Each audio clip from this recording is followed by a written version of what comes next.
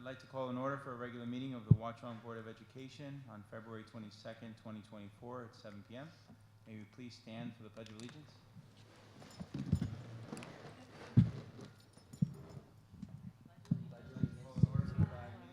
United States of America, and to the republic for which it stands, one nation, under God, indivisible, with liberty and justice for all.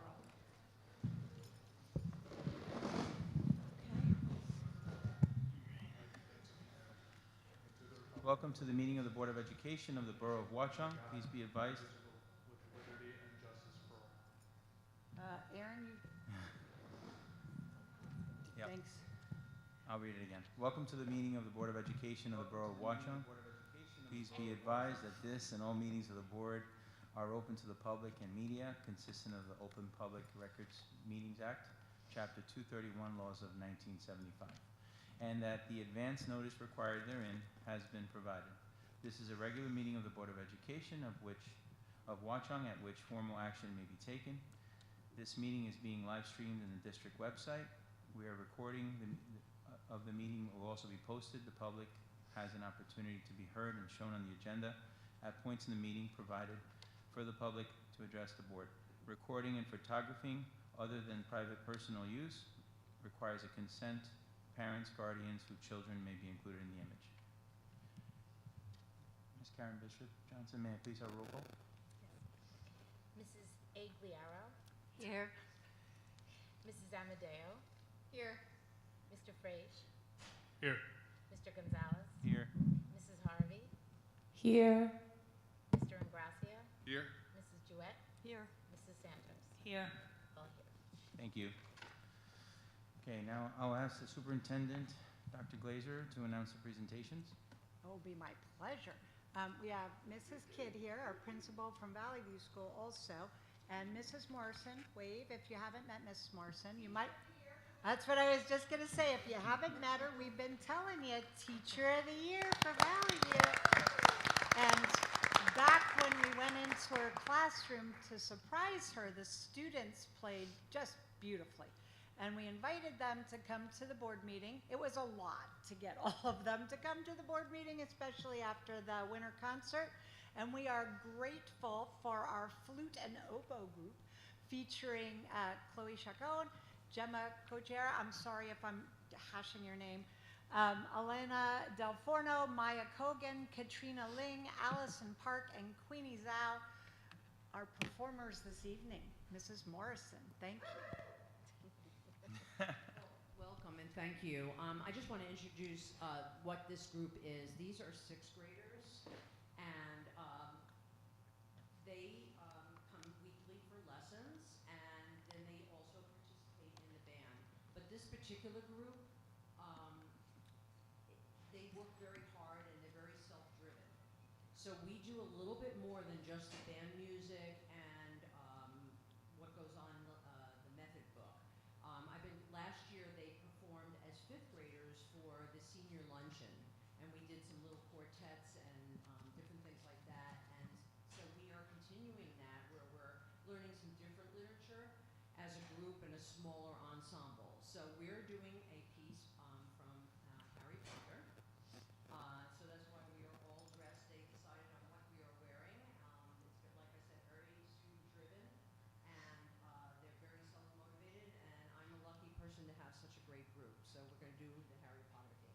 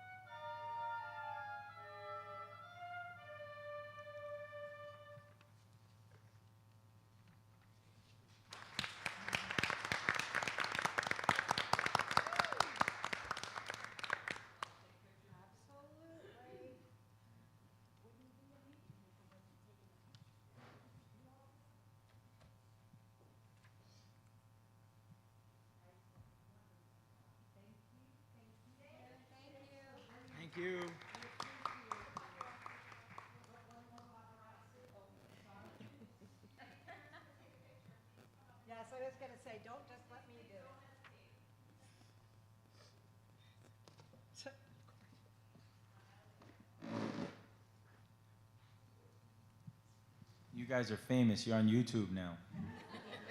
Thank you all so much. We love having you perform with us.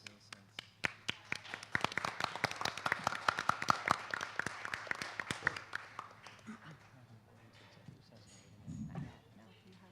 have audit report next. Thanks, you guys. You could have left it. Oh, thank you. All right. Well, thanks for cleaning. We could have done that. Not yet. You have the auditor. You have Valerie and Ernie. Oh. You ready, Aaron? Move on. All right. So at our last board meeting, we had our audit report from our auditor, Valerie Dolan. We, in October, had the budget report from our consultant, Ernie Turner. They come from two different perspectives. And although watching the video, that perhaps was clear, we wanted to make sure that everybody got a chance to hear their message. Ernie and Valerie both came back to the operations committee since the last board meeting, and now they're with us. So Valerie, you starting first because you're the look back? Yep. Thanks.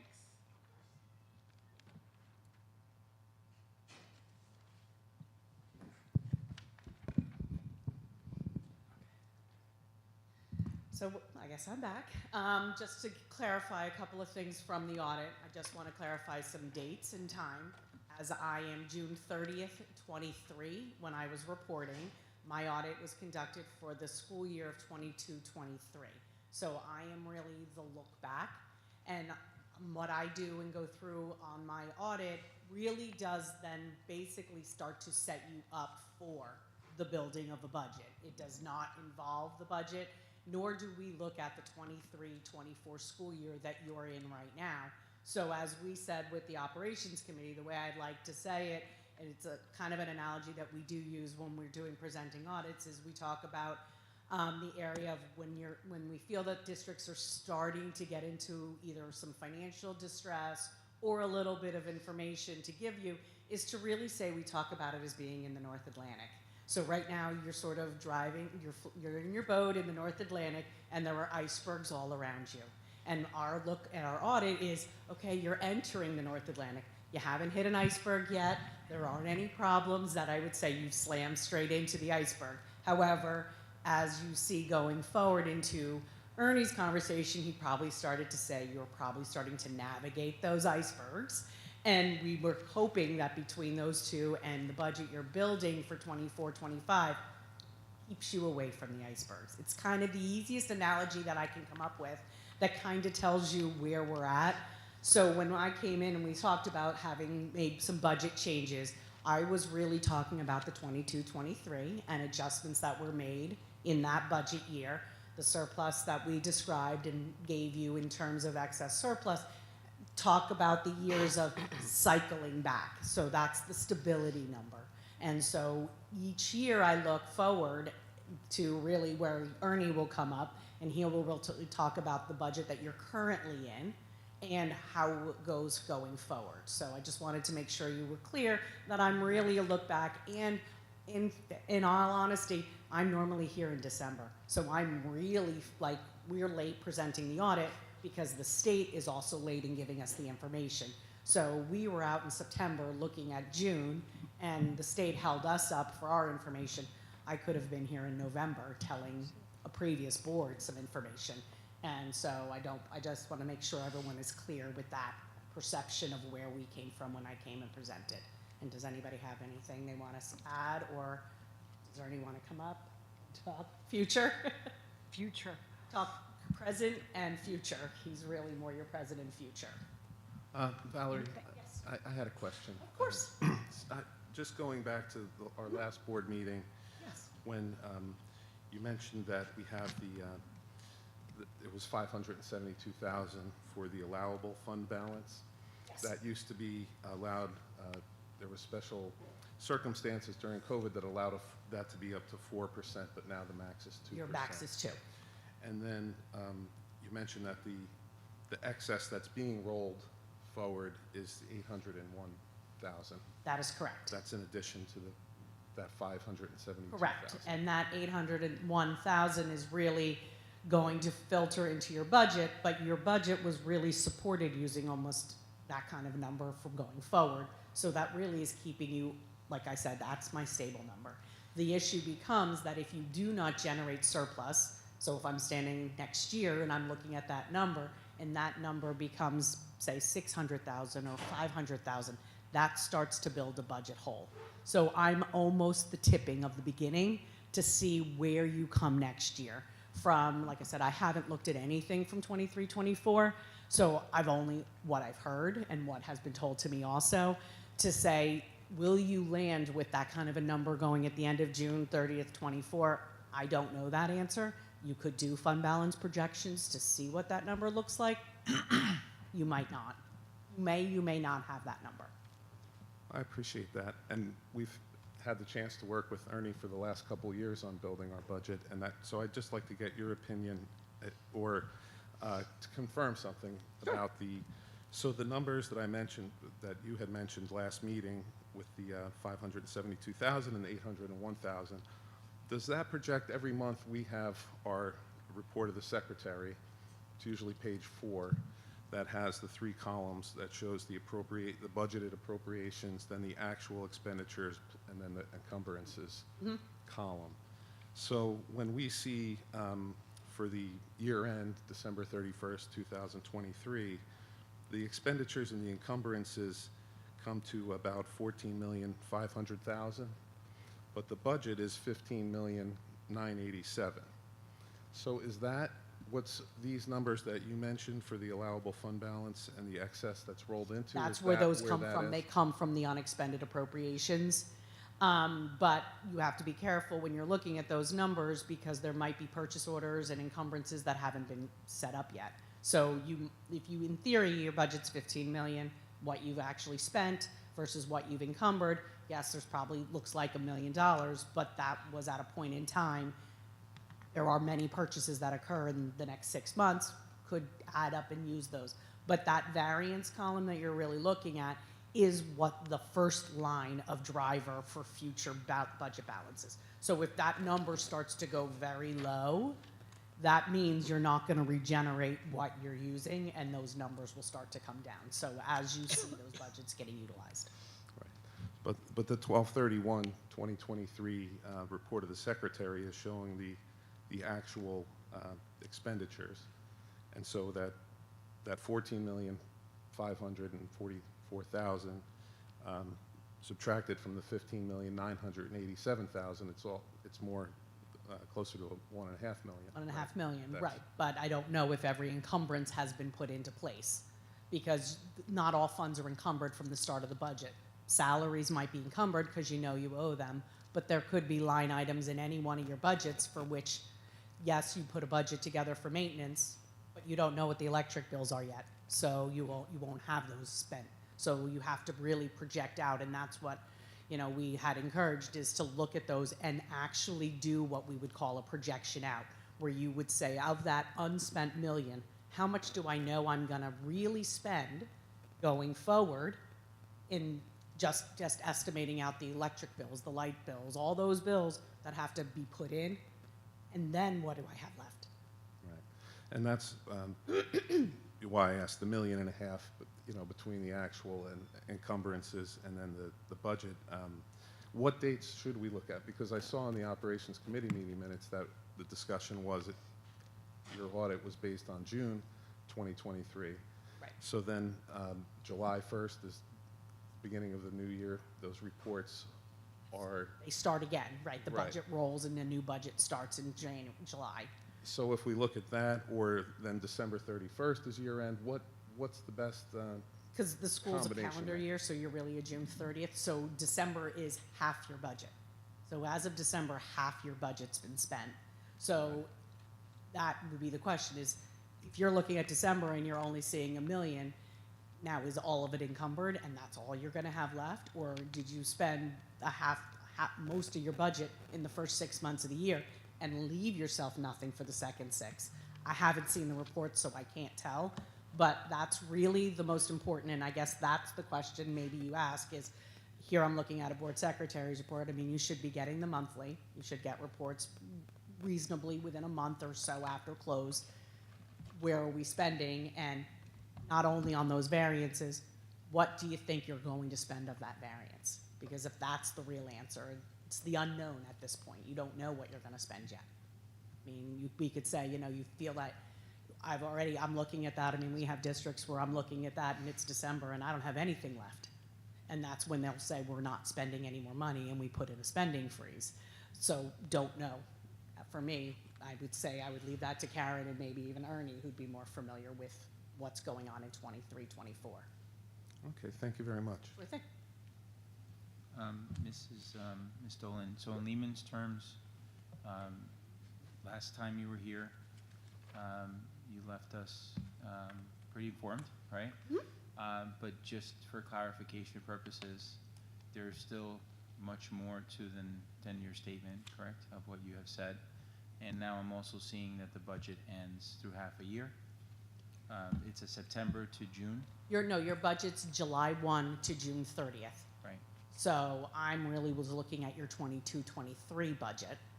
I have not looked at your 23-24 budget and won't do that until the year's over. Got it. I'm behind the scenes after the fact. I don't work within the budget. That's by design.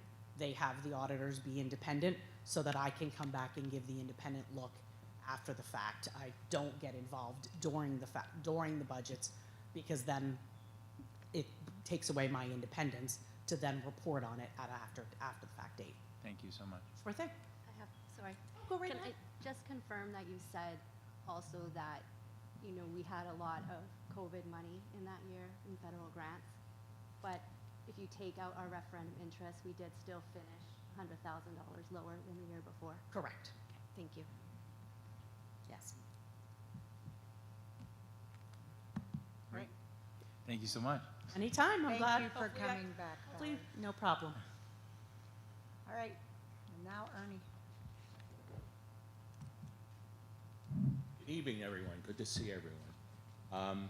I just want to start off by saying that everything that your auditor, Valerie Dolan, just mentioned to you, I'm in agreement with, all right? Because this is something where she has looked at it in depth, understands the district, and understands the finances of the district, and everything she mentioned to you is I agree with it totally, and it's been consistent with what I've been informing the board down through the past few months. And if you remember in October, all right, we did some rather drastic things with reworking the budget. Since that time, my opinion as to the financial status of the district for this year, and that's the 23-24 year, is still consistent. It hasn't changed. So all of the adjustments that were made to the budget at that time in October were appropriate and are, at this point in time, look to be able to accommodate all of the things that we needed to accommodate within the budget. All the things that I explained to the board during my presentation back in October. So I can say there's nothing new that has come up that has surprised us from a financial standpoint. I think that we're in a stable position this year to be able to get through this year in a positive fashion from a financial standpoint. But it's also important for everyone to remember, one of the things that I mentioned when we were making these adjustments back in October was that they were one-time adjustments. All right, these were one-time adjustments to address the issues that we needed to immediately. As we go through budget development, again, decisions are going to have to be made to address whatever is needed to be able to meet the obligations of the district, and that will be done during budget development. So as it stands right now, for this particular year, there are no new surprises. Everything that I've spoken about to the board and to the public in the past is consistent. There's nothing that's changed from that. And it looks as though for this year, from a financial standpoint, we'll be able to get through this year in a positive fashion. So I'm available for any questions. Can you clarify? So you said those are one-time adjustments. Mhm. That means that the adjustments that we made in order to get through this year financially stable are not going to be available to us next year, and we'll have to make different choices. That's correct. Okay. And we don't have a sense yet as to how much of an adjustment that would need to be going into next year. No, it's too early. Right. Budget development's still going on. We still don't know state aid figures. There's a lot of information that we have to receive yet. And that'll all be happening in March. I have a question. Do we have the ability to handle a surprise? Do we have the, say it again, question again, I didn't hear you. Do we have the ability to handle a surprise, like a lawsuit or? Well, Are we you know, too tight? managing a budget, and I've been doing this for 40 years, and I've made a lot of presentations to boards on budget matters and finance matters. You know, really, when you come down to it, a budget is only good one day out of the entire year. And the next day, after the budget's approved, it has the possibility of changing. So it's a constant fluid motion. It's not a stable environment. So to address your questions, if something were to come along, we'd have to do something to amend the budget and adjust the budget to be able to accommodate something that's unforeseen. And there's always something unforeseen that happens, you know, so you always have to be prepared for that, you know, so that's just unfortunately normal course of business, you know, so if something were to come along, action would have to be taken to address it. Okay, so we're saying that we're okay until June of this year? How Right long? now, yes, Right now, projections show that we'll be until okay June. through June. I have one more question to add to that. So, financially stable, yes, this question's actually for Dr. Glazer, right? Financial stability does not necessarily mean operating stability.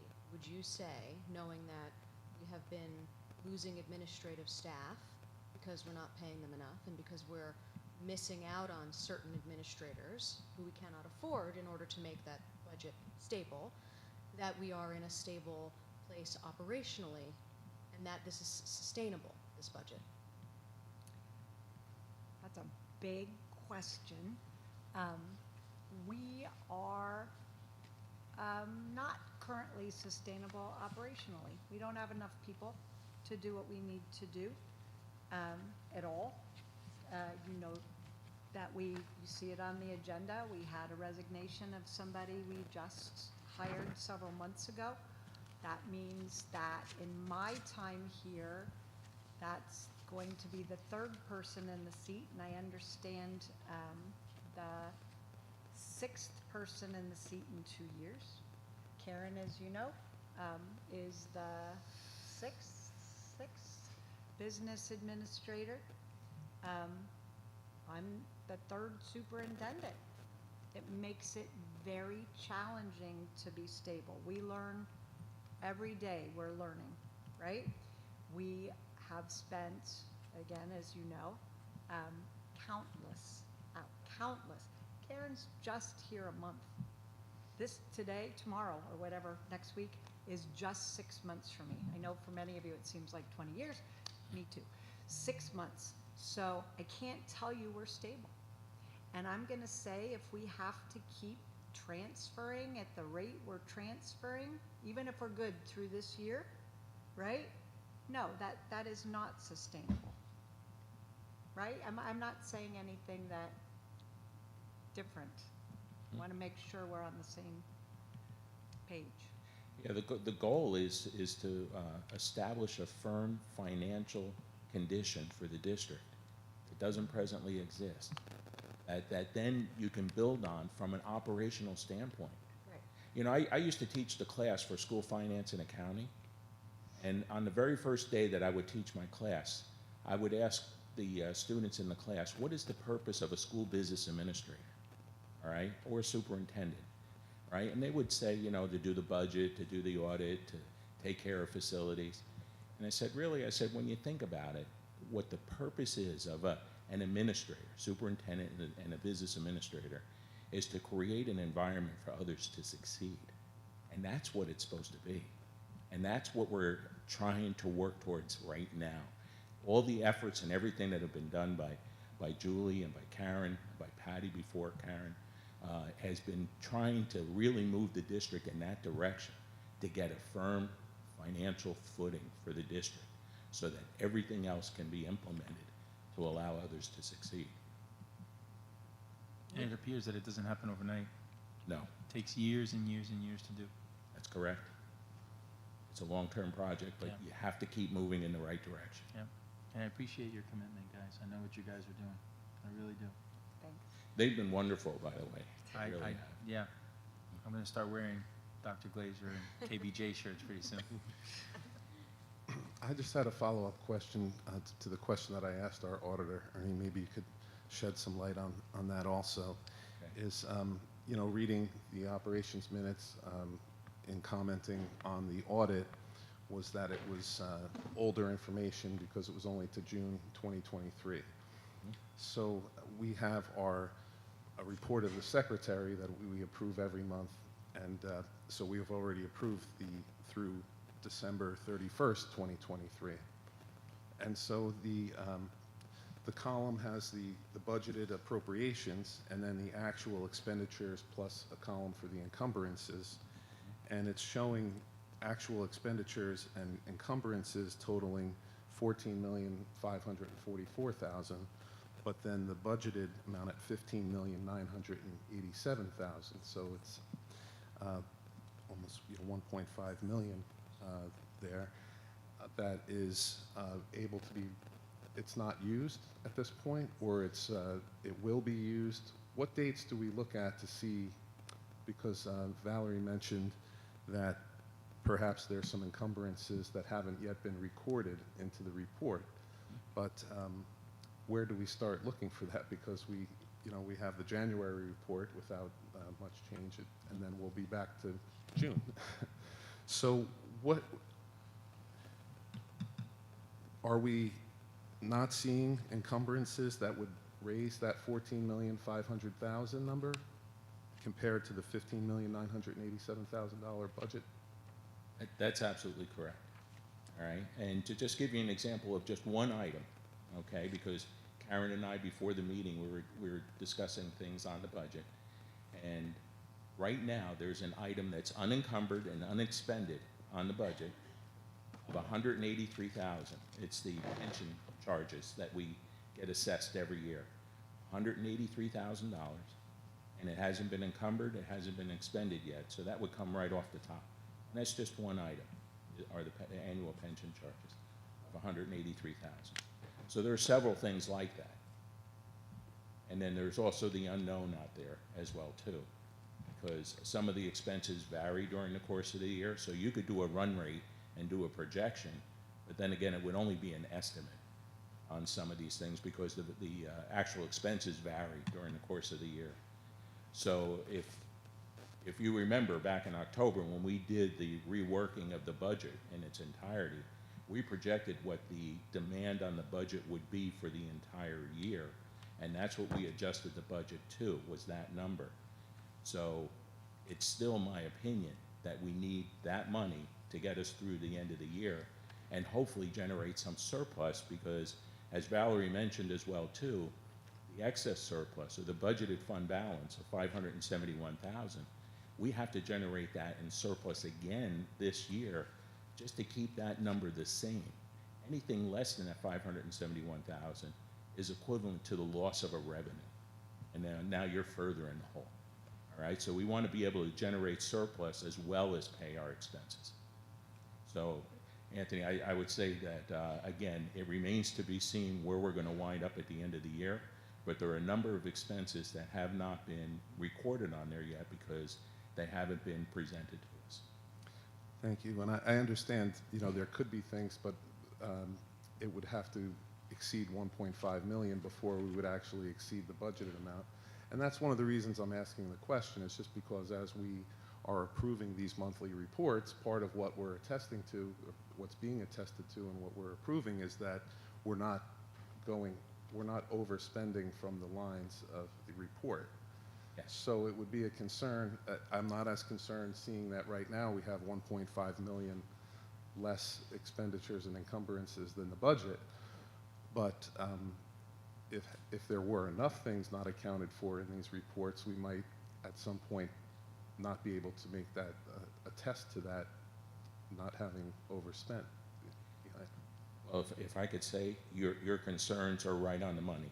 That's exactly what you should be concerned with, all right? And that was one of the reasons why we reworked the budget the way that we did.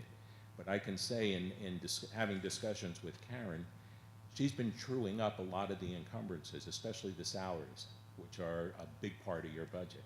Your salaries and your health benefits and some of the bigger ticket items that are on your budget.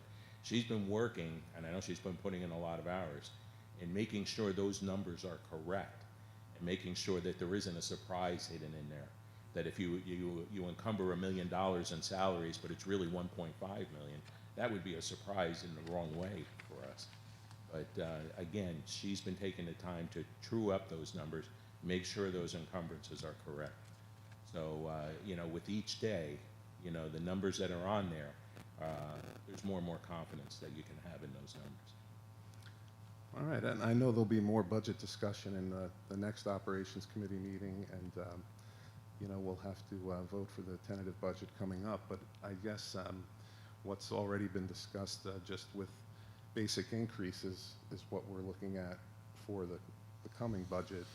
And so if we had a 3% increase in teacher salaries, or which is, you know, by contract, or a 10% increase in transportation, or 10%, just using rough numbers, increase in health benefits or other benefits, that when you look at that, as you say, like running out the numbers, it's still maybe 15,200,000, even with some allowances for the inflation in other areas that I didn't mention. So I guess that would still be less than what we have budgeted for this year. So I mean, I'm not going to sugarcoat anything here. It's better to face up to the facts, but it's going to be difficult. You know, there's going to be some tough decisions that have to be made. You know, and you know, you can't run away from the facts. You know, whatever's being presented to you. You know, and the decisions that have to be made, it's not easy. But then it's not supposed to be easy either. These are tough times for school districts, especially with their finances. I don't know if you just recently saw an article in the paper, but they're considering raising the 2% cap on the tax levy. I've never seen that. That's brand new, and I've been in the business 40 years. You know, so there are a lot of school districts. You're not alone with the financial challenges that you're facing here. It's statewide, and I work in other districts. I consult in other districts. It's the same. The challenges are real, and they're very significant. So again, a lot of hard decisions are going to have to be made before you finalize the budget for next year. It's going to be a challenge. Could you, Ernie, and maybe Valerie too, maybe both of you, I'm not sure. One of the things that we talked about in the Operations Committee, I think Operations, and I'm not sure which person brought it up, but you had a school board's training on finance and talked about a glossary. So everybody had a common language. One of the words that I think is misunderstood for people, and you've both done a really good job of explaining it, just maybe not in this public forum, is surplus, right?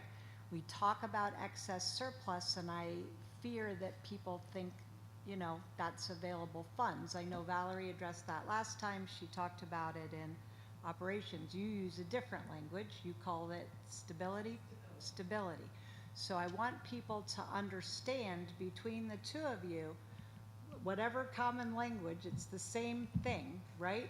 So people understand it's what not the budget we're building now, the budget in the future again. Because each budget cycle, obviously, you aren't balancing your budget completely with revenue generating revenue either from taxes, state aid, or other sources of revenue. You're balancing your budget with fund balance. So basically, you're taking what we call, the audit loves to call it excess surplus. I don't really like that term. I believe it's a misnomer, but it is the amount of money that's going to funnel back into the budget. So why I like to call it stability number instead is because that number rolls back into your budget, which brings you back to zero. So it brings you back to where you started. So now your budget still has that same surplus that you're using, and when you go to build your budget, as you're picking up increases, okay, where are we gonna get those increases from? Are those increases gonna come from additional revenue? Are they gonna come from an increased tax? Or are they going to come from an increased use of surplus, which I believe is one of the things that you did when you reworked your budget, is you actually used a little bit of your more surplus. So when we say surplus, it's really fund balance. And so that number, if you start to see that number with a budget, you have $1 million, I think is what you were looking at on your budget. If that number ends up being $500,000 at the end of the year, now you're gonna put yourself in a hole, because that stability number that you built your budget with is a different number. And when you so what I always try to say is, try to keep the amount of money that you don't spend out of your budget to cycle back into the next year's budget, just so that you can stay constant. Because that's the real challenge in most districts face, is your costs are constantly rising. There are no new sources of revenue for a school district. Haven't seen one in years. We haven't seen an increase in state aid. So really the only source of revenue increase that a school district really has is taxes. And so obviously, and that's capped. So it becomes very difficult to build a budget, especially in this inflationary period. We are facing a lot of increases on costs. So as you're building, that stability is even more important than in previous years. In previous years, what we would have said when things were going in districts, you had some extra money, that's the money you can do to do the one-offs. The things that you can do that you wouldn't have been able to do if you needed to do a major project or something. Now we're saying, just try to keep that so you can stabilize the budgets, because it is a little bit of, and Ernie alluded, I mean, we do 89 school districts. It's a little bit of a wild, wild west right now out there for most schools. You are not alone. I agree with Ernie 100%. Many districts are struggling, and many districts are trying to make very hard decisions. There aren't a lot of districts that are suddenly like having an easy time. So do not think you're alone.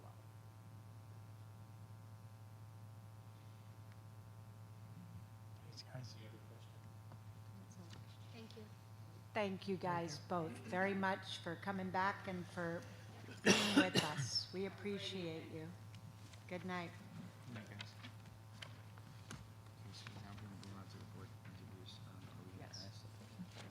Well, you should, unfortunately, I don't know. Karen, you might need to ask the candidates to take these reserved seats, because I don't, again, this isn't mine. Yes, they're all here. Right, so to move them up. Yes. You guys may move up to the So maybe seats we that, should just, here. at this point, we're gonna start the board vacancy. We're going to start the Board of Education vacancy interviews now. Candidates were provided with the guidelines and the questions prior to the meeting. Please make sure that you keep your responses to 3 minutes, please. Oh, you don't have the paper. I'm just gonna have the timer and the paper, any paper. Aaron, that's what I was gonna, do you need me to pass the microphone? What do you wanna do? They can pass between themselves. Okay, they just look like they've got a lot in their hands, that's all. Who's our first interview? So first of all, I want to thank you guys for coming here tonight. I know you're all Watchung residents, so I'll be seeing you guys at coffee shops and local places here, and we look forward to the questions, and feel free to feel comfortable, have a glass of water. We got some bottles for you, and we're going to get started. Ms. Harvey, can you please read question 1? And we're going to start from the left to the right. Could I just have a name so we can put them in order? Well, they're gonna introduce themselves, right? Yeah, if you guys could just introduce yourselves with your name, and then Ms. Harvey will ask you the first question. I'm Jessica Maddox. Can I just pass or just say my name and then? Good evening, Jennifer Vincescua. Good evening, Joshua Smith. Hello, I'm George Coverly. Thanks, guys. And then, Aaron, do you want me to? You don't have, you need to go in the booth, I'll do it. Okay. Can you please tell us a little about yourself? What inspired you to apply for a board position now? And any strengths or skills you would bring to the work? So just to remind you, I'm Jessica Maddox. I've been a resident for 7 years as of this coming July. And I've got 2 children in 2nd grade, and twins, obviously. They are going to Bayberry Elementary School. And, you know, for me, I've always been vested in my community, no matter where I've lived. But specifically now that I have my children, and, you know, I've got 2 older children with my husband that we co-parent with, you know, my husband's previous family. So they are now in college, and just growing up with them, or, you know, being able to see them grow, and, you know, them being a part of us as a family. And it's really just taken a whole new different perspective on children, learning, education, and just family unit. I've been going to school and working since I was a child, literally. And some of you have my cover letter, so you'll understand when I say I've been working and going to school for forever. So it's important to me, and education is extremely important. My desire to work, learn, and to make a difference has always been a part of who I am. And now that my boys are a little bit older, you know, they're only in 2nd grade, but I think all of us have children and understand that comment where now that they're a little bit older, I'm able to take a step away from just being the stay-at-home past my career and give back to the community once again. And so for me, just being an advocate for children, being an advocate for teachers, and, you know, being involved in the school has been extremely important and just really close to my heart. I've had a great career when I was, before moving to New Jersey. I've been in New Jersey for 10 years, but prior to, you know, I had a really great career. I worked for some really great organizations, AAA Insurance, I worked for GE Capital, General Electric, and then I worked for Security Pacific, which is a B of A subsidiary at the time. And my strengths were operations. So I think, you know, just based on a lot of conversations that we've had tonight, in addition to, you know, a lot of the previous meetings that I've watched, and also just paying attention to what's going on within our community, it sounds like we need some operational assistance and somebody that's strong in operations. I'm very good at requests for proposals, RFPs, very good leader. I know how to work with people, I know how to talk to people, and I'm a team player.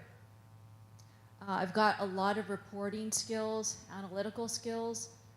If you look at my degrees in computer science. And I would say that for me, my super skill is business planning and implementation. So I spent many years setting up departments, restructuring, and creating performance objectives for different departments. So within those departments, it's been multiple departments, from anywhere from administration to finance to claims to whatever. I've been in, worked in multiple departments, centers, and states. Thank you. And so is that it? Okay. Yeah, sorry. Yeah, so we're going to let her alarm go off when the 3 minutes have Okay, passed, yeah. and then we'll just kind It's of wrap hard up. to gauge because I don't know, Yeah, and then I'm like, yeah. don't want to talk. But No, then you're talk doing great. enough. No problem. Yeah, or her timer could just go off. If you guys hear it, you know we're wrapping up the Okay. question. Sounds All right, good. thank you so much. Oh, wait, we're gonna go through the 7 questions with her first, right? No. Okay, so we it's keep going. 7. Okay, great. Okay, so do you want me to repeat the question? No, I still You have got it. it. Thank Awesome. you, though. So again, I'm Jennifer Vinzas-Kua, and Watchung resident for 11 years, and married to a proud, lifelong Watchung resident. We have 2 boys that are part of the school district, and I definitely must say that part of what my inspiration is drawn from is seeing the generational impact that this school district has had on Watchung residents.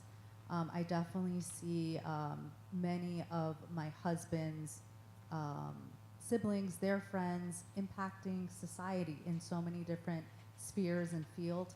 I think also, you know, just connecting back to the wonderful relationships I've been able to establish with current school administrators and wonderful teachers, wonderful involved parents. Just all of that really placed, a spark within me to say, you know what, it is also time for me to be able to give back to this wonderful community.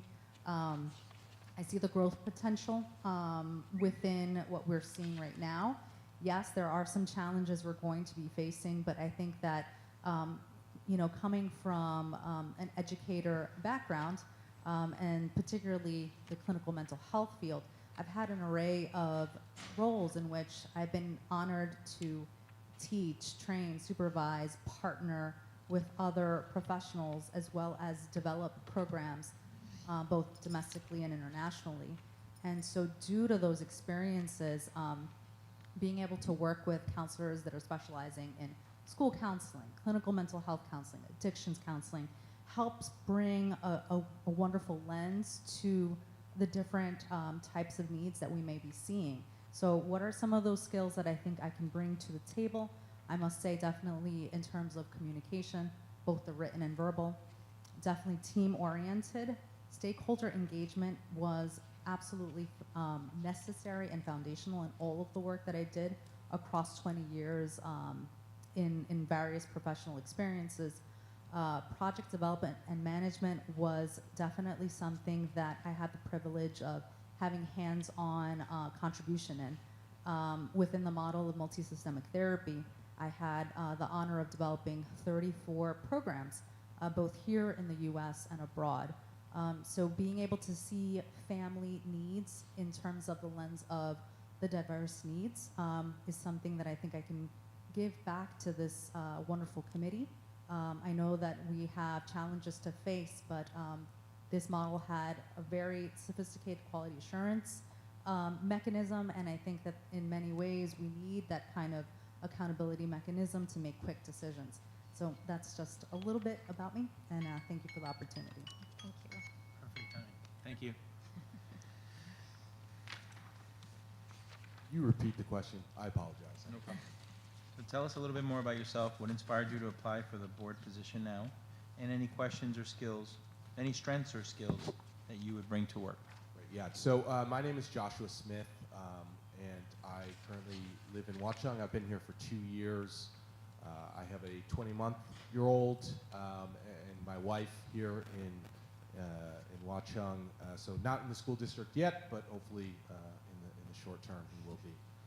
So I currently work as a regional account manager for a firm called ABM, where I work with school districts and local government on generating revenue-producing opportunities. I do ESIP, for those who are familiar with ESCO work in the state of New Jersey. So this is kind of my day job. Being in a school board meeting 7 o'clock at night on a Thursday is kind of what I do week in, week out. So I'm very familiar with how school districts operate, the challenges that we're all facing right now, and I thought that it was the appropriate time to offer my services and see if I could benefit the district. My background, I'm a professional engineer. I went to school at Stevens in Hoboken, New Jersey, where I got a degree in mechanical engineering. I have a master's degree from Cornell University as an MBA. I have a various number of certifications on technical and financial backgrounds. And really, I'd like to bring my skills, on the facility side. I can bring a lot of assets to the committee of operations and finance, as well as, helping think about things from a different perspective. My job every day is to help school boards and local government make decisions on how to best allocate resources, and also to come up with creative solutions for revenue generation, or utilizing existing assets in ways that maybe you haven't thought of. So I just want to offer my services and see if I can help. Thank you.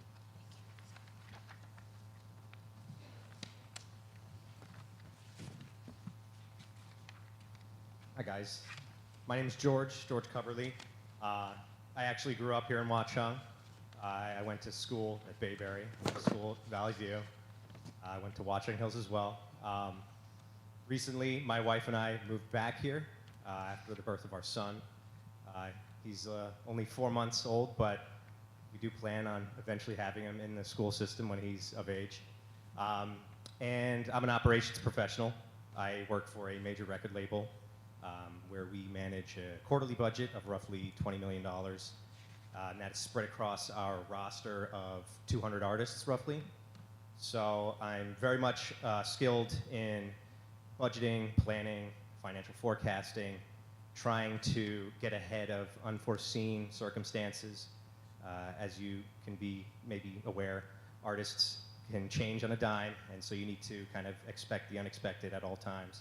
So it sounds like you guys are facing a lot of budgetary and financial challenges, which I would welcome head on. I'd love to roll my sleeves up and tackle. Like I said, I'm an operations professional, so I specialize in mainly finance operations, and I was a communications major at UMass, so I do like to work cross-functionally. I'm a team player. I like to work in person and get to know people and see what their strengths are, how best we can utilize each other and be a team.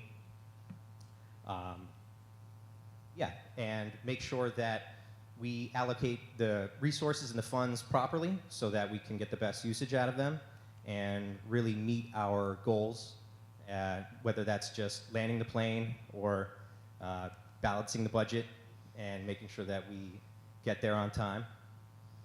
But I look forward to working with all you guys and meeting all you guys. It's great to be back here.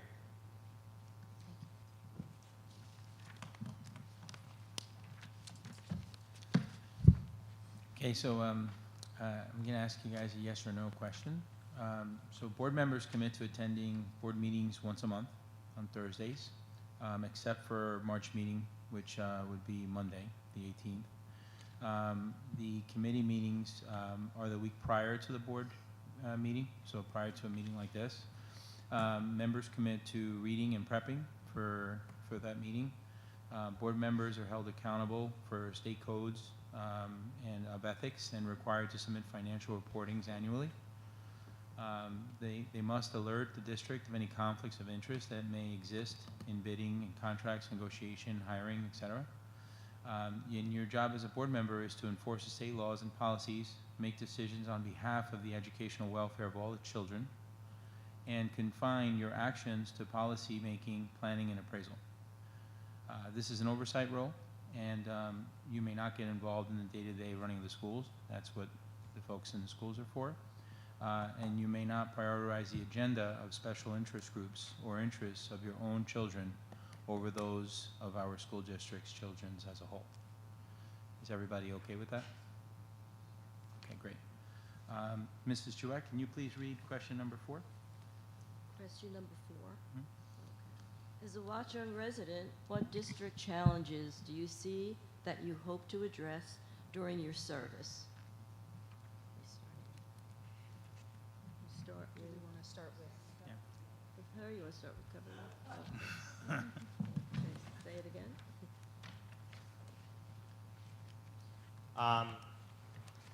Yeah, so now that I'm a new father, I've come to realize that students are kind of bombarded by a lot of influential forces, mainly that of the internet and social media.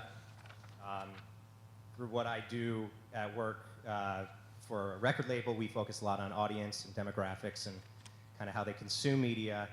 And I think Gen Z has a staggering number in which they, over 75%, overwhelmingly believe that their favorite influencer understands them more than their own family. So with that, I want to bring that back around here where I feel as though I want to give back to the town, and I want to make sure that we are securing the best future for the youth of tomorrow, and that they're prepared to enter this ever-changing world, whether that be things like financial literacy and understanding what comes after graduation, so to speak. My generation, being a millennial, I think suffered a lot with the student debt crisis, and it's still an issue today. And so I think if I got to go back in time, I would say that I wish the curriculums of my day focused a little bit more on things like financial literacy, even just how do you pay your taxes, and what are taxes, and how do they go back into serving the community. So now having the privilege to perhaps be a part of this community in a sense like this, I would love to give back in that way and try and encourage those types of curriculums being taught to the schools.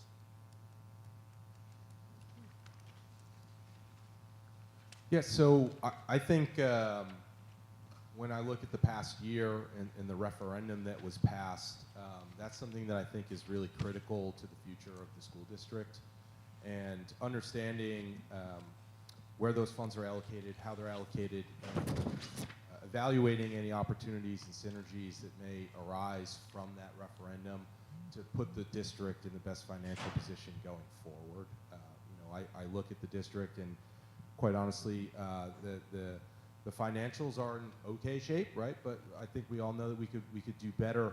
But you have been granted a gift with the referendum to really, hopefully upgrade your facilities in a way that are going to impact students positively. And so kind of leveraging that and growing that and looking at opportunities to unlock additional value from your assets, make sure that we're planning for the future, and working on projects and associated savings and benefits on federal, state, grant level type of things that you could implement in conjunction with that referendum, I think would be really beneficial. And I have the expertise to help you look at those opportunities and explore any kind of avenues that may be advantageous for the district. Thank you.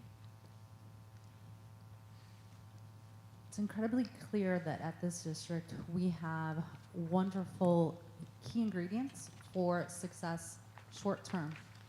And as I look at the challenges that are in the horizon, when we think about district stability in connection to the finances, allocation of the resources seems to be a key need.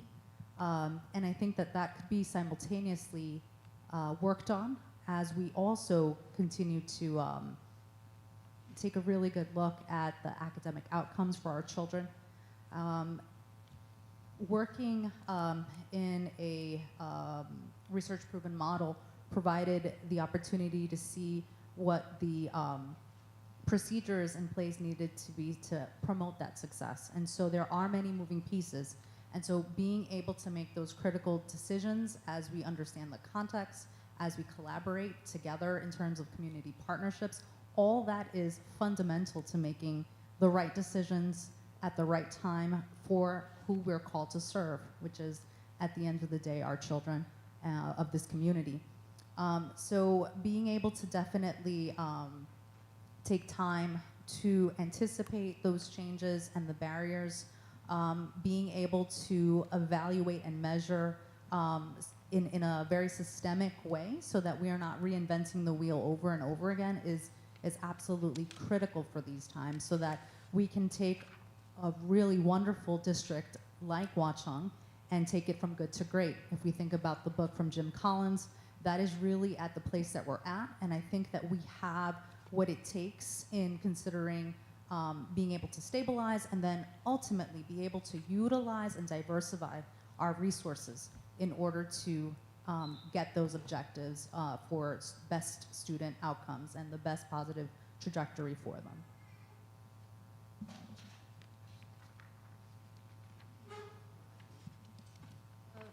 For me, the interesting thing is that the two things that really stand out, which is a couple of things that you guys are focusing on.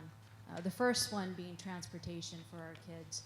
As we know, the bus system has been this last year not great. I'm not going to emphasize anything. We all know that it wasn't great, and there needs to be a fix. My kids are on the butterfly bus, and that was just a lot of fun. But we've got some stability now, but I'm looking forward to next year having a successful bus ride. The second thing, and obviously the biggest thing, because it does go back to the taxpayers, and is our budget. And we know that we've had that a significant loss, and questionable as to what happened. But that's regardless. The point is, what are we going to do in the future in order to manage, but also create solutions to to generate finances above the traditional funding. And the biggest thing is safety for our children. You know, our just making sure that our children are safe, whether they're on the bus, whether they're at school, just in general, our safety for our children coming first. And you know, the other thing is resources for our teachers. You know, what's the student to teacher ratio, and do our teachers have aides, and do they have supplies that are necessary in order to be successful?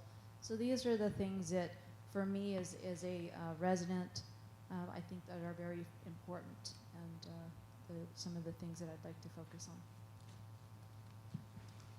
Thank you. Mr. Negracio, can you please read question 3? What is your vision of an outstanding school district?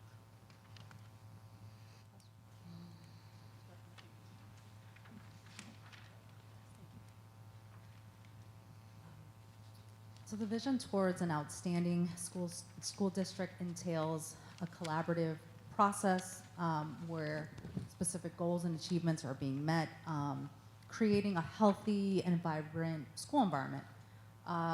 And at the same time, it really properly recognizes, assesses for the strengths that are already involved, and being able to leverage those strengths so that we can address in a way, in a systemic way, any growing edges that we face. So that means managing the resources for each of the levels, going all the way from the students to the teachers to the staff to administrators and beyond, because there are certainly many dedicated folks that are willing to roll up their sleeves and contribute. However, it is about being able to orchestrate it in a way that produces positive change, reaching those outcomes that we're looking for excellence. So ultimately, it is having clear decision-making mechanisms through the policies that we have, the different standards that are needed to be adhered to, and being able to do it in a way that is uniquely oriented for our district at Watchung, in a way that is also pretty transparent. And that's what I would envision our school district to be. I'm sorry, could you repeat the question one more time? It's $5 to repeat this question. What is the vision of an outstanding school district? What is your vision? Yeah. So to me, you know, the word that springs to mind is collaboration. When I think about a successful organization, it's an organization that breeds creativity, that allows all voices to be heard, and make sure that, you know, we're listening more than we're talking, and taking that feedback and doing something constructive with it. You know, so in my opinion, you know, giving students, parents, teachers, administration, staff the ability to make recommendations, tell us what's bothering them, and figure out how to address it, and come up with creative solutions on how to do that. So, you know, if everyone feels that they can participate and contribute, that really breeds a great community and a great sense of collaboration within that community. So that's the goals that I'd be striving for.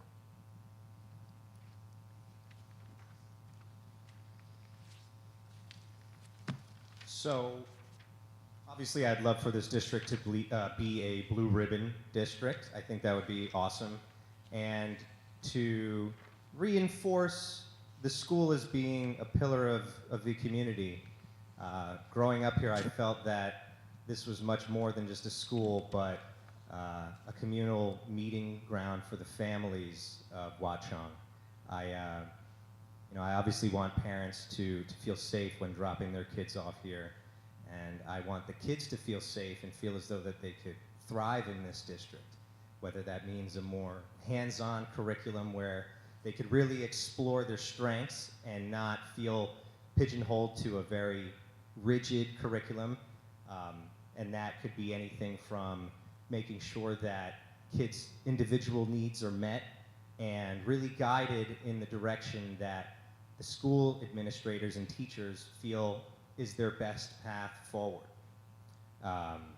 So happier kids, happier parents, happier families, and feel as though that Bayberry, Valley View is an area where you can convene outside of the school hours, where it's not just, I'm dropping my kid off, he's going to school, I'm going to work, but I'm going to a place where everyone can get together and really learn to be a part of this community and function as one.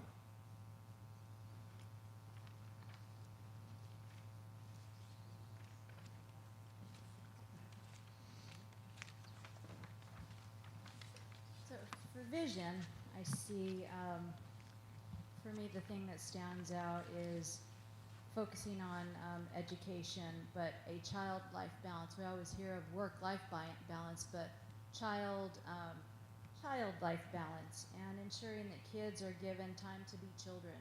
I think that's important. You know, education is extremely important, but also allowing them to be children and really just developing that, because that's how they develop creativity.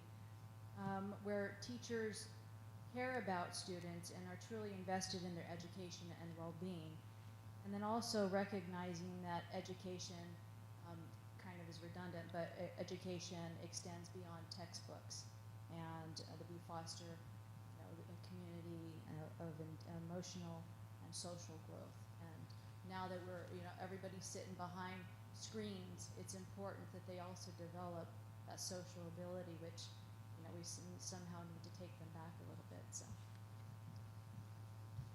Thank you.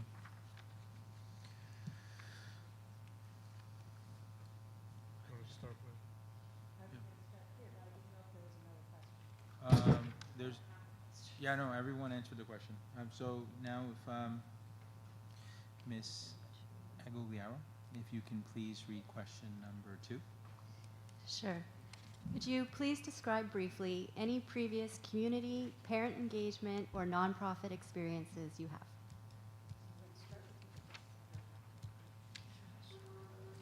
Yeah, so I spent 3 years as the Director of Technical and Engineering Services for a nonprofit in Manhattan called the Association for Energy Affordability.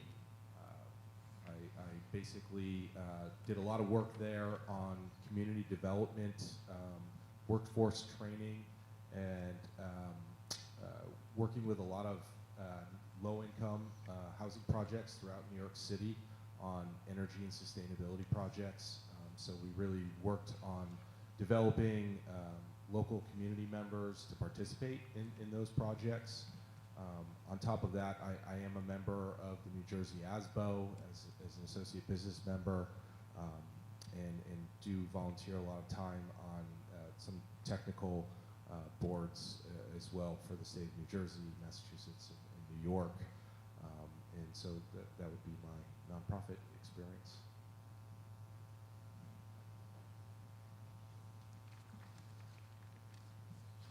Currently, I'm certified on the Community Emergency Response Team here in Somerset County.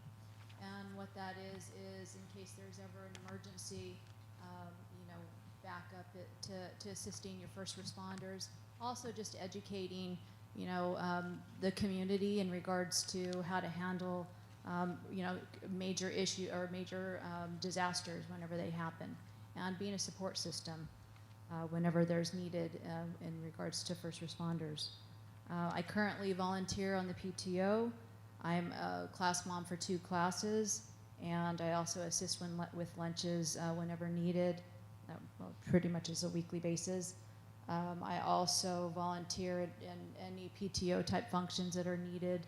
I'm always willing to help. My big passion outside of my children are animals. I'm a big animal advocate, and so I volunteer for St. Hubert's, and you know, any animal that's in need, I'm always there. So I'm also involved, I haven't been involved in a while, but the EO New Jersey, which is Entrepreneurial Organization for New Jersey. My husband is an entrepreneur, but if any of you are entrepreneurs, you understand the challenges that come with that. And so what I did is I created the first spousal forum group for the EO New Jersey chapter. Prior to living here in New Jersey, I lived in Nevada, and I was heavily involved in the Nevada Partnership for Homeless Youth, which also was very close and dear to my heart.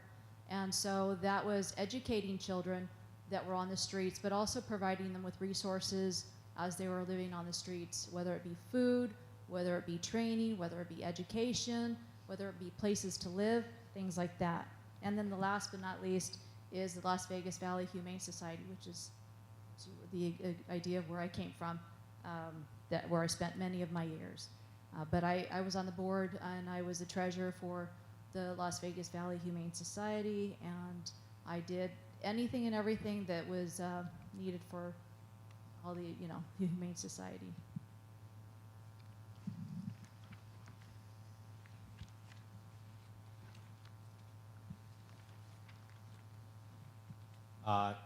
When I was a teenager, I actually worked for the Watchung Little League. I ran the Snack Shack, and that was definitely my first time being involved in a parent engagement type of role, whether it was working with the parents who ran the Watchung Little League or the other parents of kids who were in the Little League who would volunteer to also help at the beloved Snack Shack. But more recently, I do work with Warner Music Group, and we actually have a fund. It's a social justice fund. It's a 10-year, $10 million initiative that allows staff at Warner Music Group to choose various grantees up to, I believe, $15,000 to various grantees of certain initiatives. One of my favorite ones that I was involved with was an initiative called Music in the Brain. It was a music literacy curriculum that we brought to under-resourced schools that basically got certain kids and teachers invested with more music literacy. So it was a scalable operation where we were able to use the resources that these schools already had, and with minimal investment, whether that was training some of the teachers or allocating a little bit more music resources to these schools, they were able to really build out these programs, and we were able to pull data from these programs and show that schools that did implement this showed higher math scores, reading scores, critical thinking scores than other schools that didn't have this curriculum.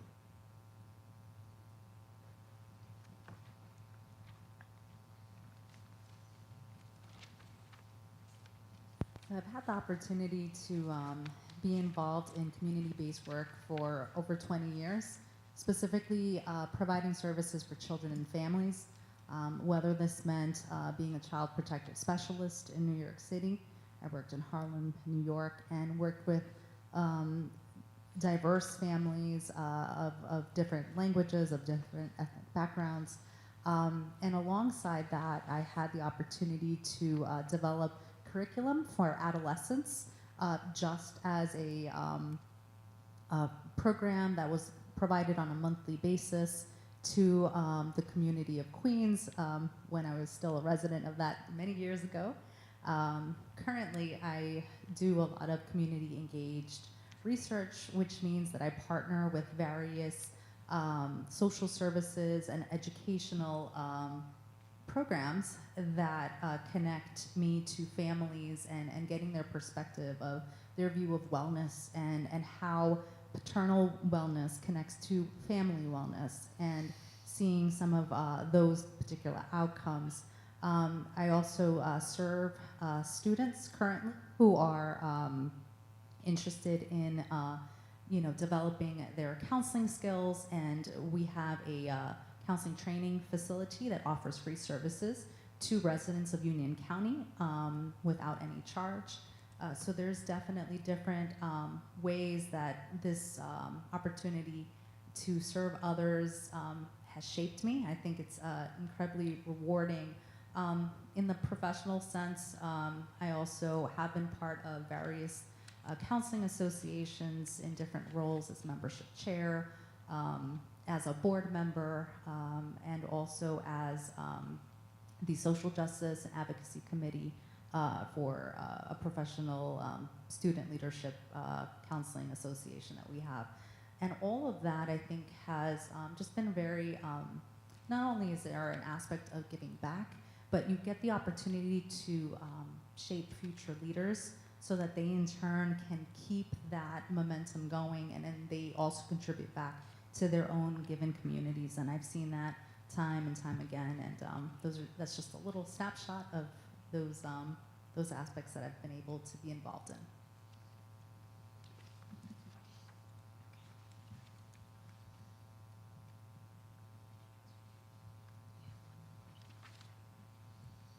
Okay, next two questions will be yes or no's. Ms. Santos, can you please read question number 5? Yes, no only clarify if no.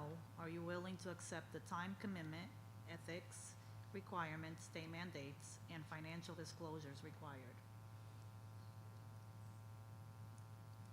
Okay, and last but not least, if you can please read number 6. Will you agree to accept the board's votes as final when a decision goes against your personal views?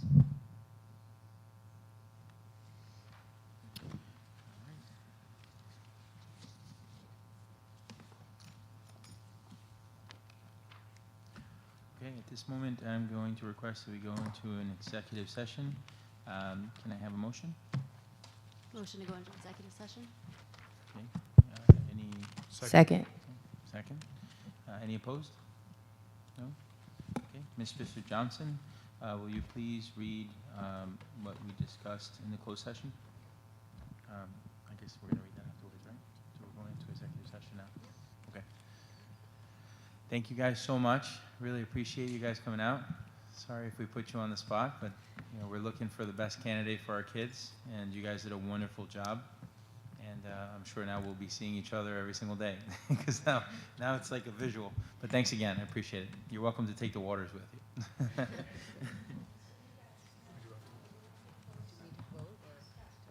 No, we don't need to vote.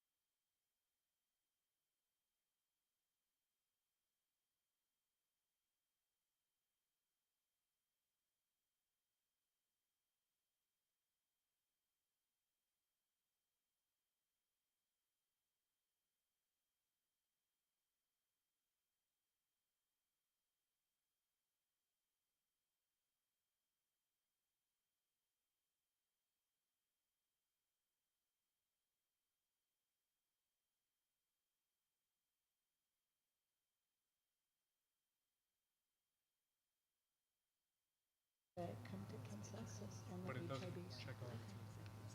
Right, so that's what she's gonna say. Okay. Okay. No, they all said this, but you do need to do this. No, take a minute.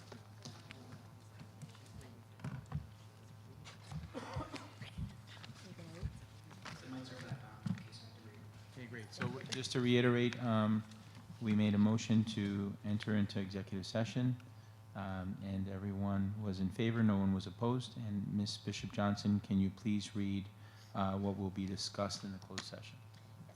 The Open Public Meetings Act, NJSA 10-4-11 permits the Board of Education to meet in closed session to discuss certain matters. Now therefore be it resolved that the Board of Education of Watchung adjourns to closed session to discuss a matter rendered confidential by federal or state law, student matters. And to come to a decision on the open board position. Okay. That's it. Be back. So we'll be back. See you later. After If these that messages. was what your question was, we come back. If they thought we were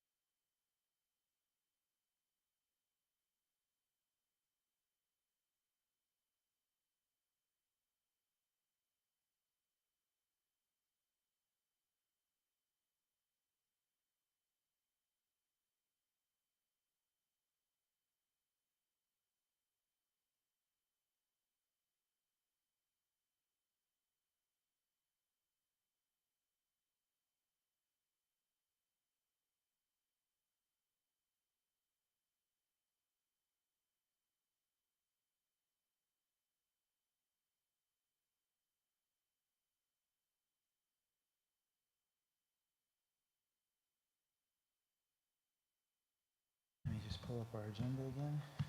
You have to, don't you have to motion to go into open? I have a motion to go into open session. So moved.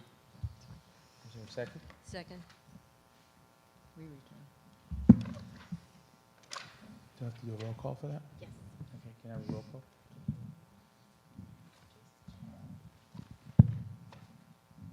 To the right page. Mrs. Aguilera? Yes. Mrs. Amadeo? Yes. Mr. Page? Yes. Mr. Gonzalez? Yes. Mrs. Harvey? Yes. Mr. Ingracia? Could you just confirm this is to come back from exec? Yes. Mrs. Duet? Yes. Mrs. Santos? Yes. All yes, motion passes. Okay. We have a nomination, but we'd like to thank you all for coming here tonight. This was very, very difficult.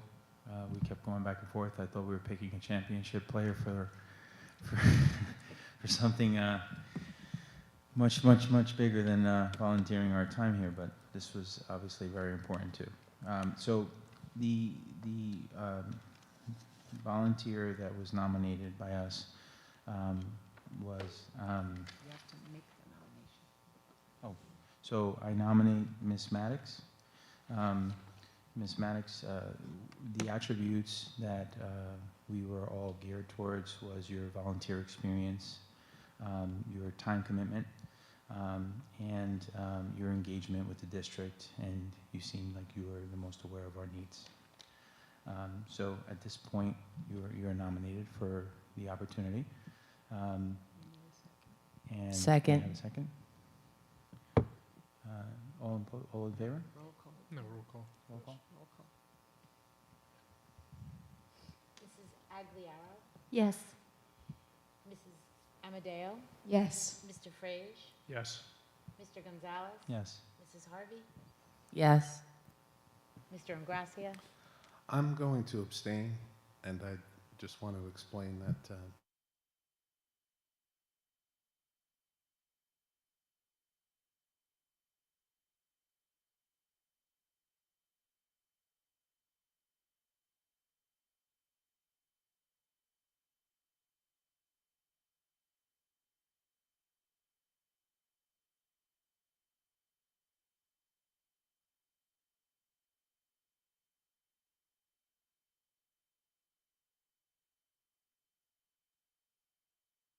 Mrs. Duet? Yes. And Mrs. Santos? Yes. Motion passes. So Thank come you. back. You did last one. Okay. Mr. Gonzalez? Sorry. Yes. I did. Why I was there checked not- it. Yeah. Okay. I think as the nomination, I think could probably counted as one too. The only other comment I'd like to add to that is that the purpose of us receiving everything in a short notice was for your privacy. We wanted to give you an equal chance to meet you here in person. We all got here 30 minutes early so we can review your resumes. We've expected you to be Watchung residents. We expected you to have the commitment towards the schools and the academic nature of our children. And overall, I think we all came to a consensus, but it was very difficult. If we could have picked all four of you, we absolutely would have. So I hope you understand that. And thank you. All right, so now we're moving on to superintendent's remarks. Any announcements from the We have superintendent? so many. So, good evening. First of all, on the agenda, we recognize retiree, another long-term Valley View teacher. Natalie Destillo Fontaine has been with us since September 1999 as an English teacher. Her expertise, commitment, professionalism goes without even saying. We'll be celebrating her also throughout this year as she prepares to retire at the end of this school year. And now let it be resolved, the Watchung Borough School District Board of Education recognizes this retirement effective July 1st, 2024, and we extend to her congratulations and best wishes for a happy, healthy, and enjoyable retirement. A loss to our longtime team, but we do wish her the very, very best and excited for whatever comes next. We did allow Mrs. Kidd to go home, so I have the principal's report. I'm just going to read it through. The Bayberry School is celebrating Black History Month by learning about the accomplishments and contributions of Black Americans throughout history. Our fourth graders have been announcing interesting facts during the morning announcements, and students have been exploring and appreciating Black history through biographies, literature, multimedia, and special projects. Students have also been learning about and celebrating the Lunar New Year and traditions through classroom activities and cultural demonstrations by parents and volunteers. I learned something new while I was with them. Gong Hao Fat Choi, which is Happy New Year to all of you in Chinese. On January 31st, the preschoolers performed a variety of songs for their parents, dressed in winter white and colorful hats. They did an amazing job. Thank you to Mrs. Riley and the dedicated preschool staff for their hard work, planning and practicing.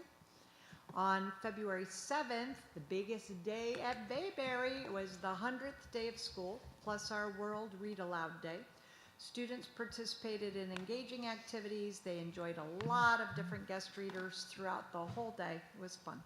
And then, of course, Valentine's Day and a week of spirit activities and class parties where the students enjoyed games and crafts and snacks courtesy of the room parents and other volunteers. The third grade Early Act Club, which works with Rotary, has been busy with service projects around Bayberry, visiting classrooms as guest readers and collecting donations for Moms Helping Moms. It's a project, donation project, and they have offered a big thank you to all of the families who donated.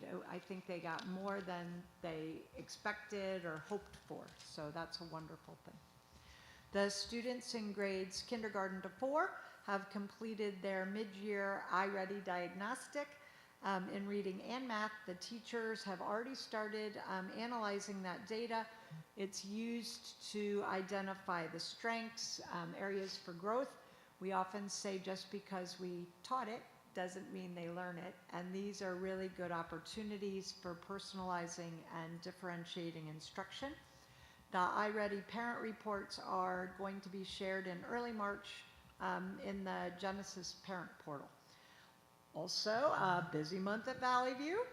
I was excited yesterday to officially welcome Wilma Goyes, as she's already started, but she met with the architects yesterday, Heather Berg, to our Valley View family. Wilma is a new teacher with us, but with much experience, and Heather is the new librarian here at Valley View. Both Wilma and Heather, like I said, started working with staff and children, and we are very fortunate to have them join our team. February's Mountaineer Monday lesson highlighted the importance of self-compassion. Students viewed a video and held discussions about how our individual worth is not directly proportional to our achievements, and how to take a look at the scale of our goals, different ways to manage emotion, and how to create an individual self-management action plan. Additionally, the DARE, that's our Drug Abuse Resistance Education Program through the Police Department, started this month. It continues through April. Our Watchung police officer and current school resource officer, who is also the DARE officer, will continue with the program through April and 5th grade. We did tell you that Chief Anderley and Officer Cuevos and his new replacement, Officer Cuevos, was promoted, and we will have Officer Delinsky starting with us in April. But Officer Pete will continue it there with our 5th graders.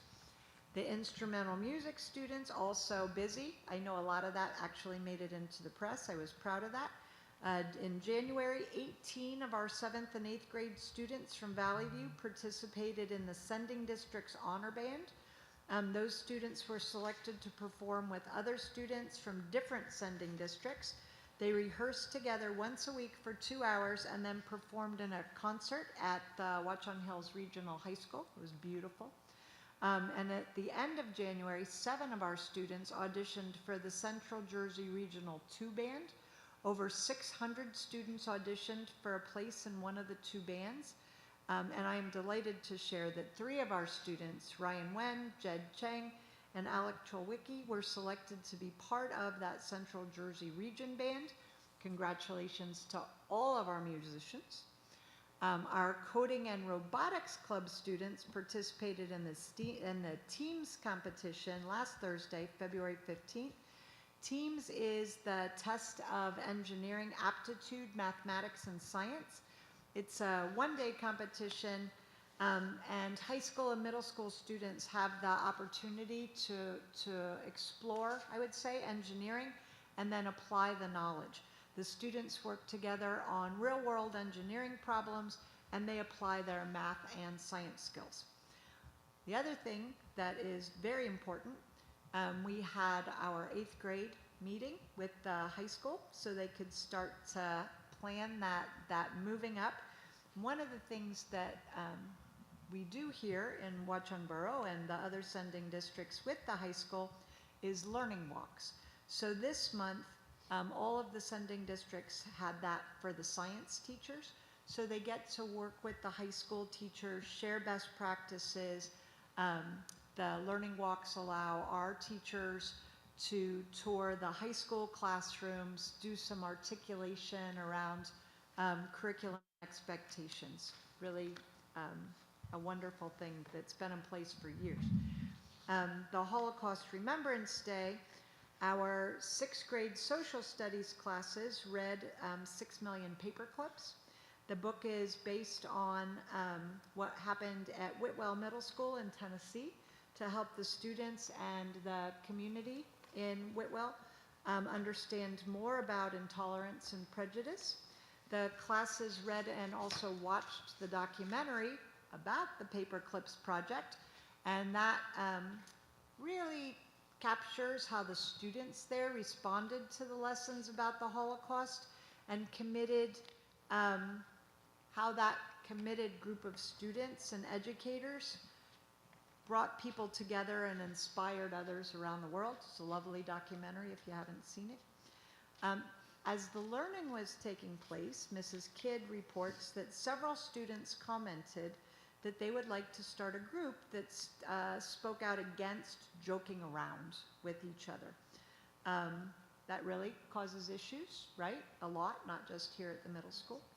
The students instinctively realized that the behavior students in our schools were showing is not helping communication or relationships with one another. And as a result, they created an action plan titled, "It's Not Just Jokes." The conversations that these students are leading, I think that they not only hope they will, I'm hoping that they're empowered to, decrease the amount of jokes and negative comments that students make to one another. Mrs. Kidd reports that the suggestions have been really impactful. Many of the students wanted to mimic the actions taken in the documentary, where this class-sized group of students met after school to talk about ways that they could learn about intolerance and inclusion and create a positive school environment. And from those discussions and what they focused on about belonging and prejudice, they began discussing Black History Month and the experiences that Blacks and African Americans have had and still have to contend with today. The students chose Black Americans that they feel have influenced others to make better life choices and instill a sense of unity. The activity allowed the students to research their person, create an open-ended questions, and then interview each other in front of the class. Participating in these activities allowed each student to get not only valuable skills, but great insight into the challenges many Black people continue to face today. Looking ahead, 5 of our SOAR students attended the Science Bowl trip to the Princeton Plasma Physics Lab. Yikes, they're going tomorrow.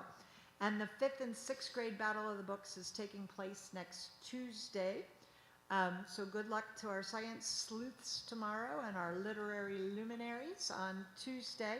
And I just want to say thank you to Mrs. Fickner and Mrs. Kidd for doing this if they weren't going to stay to tell us, but not just for their report, but for all of their efforts on behalf of the students. I think, you know, every time we get these reports every month, it just highlights all of the opportunities and the different perspectives that enhance the academics and all of the things that we are doing in the schools. So thank you to them and all of our staff.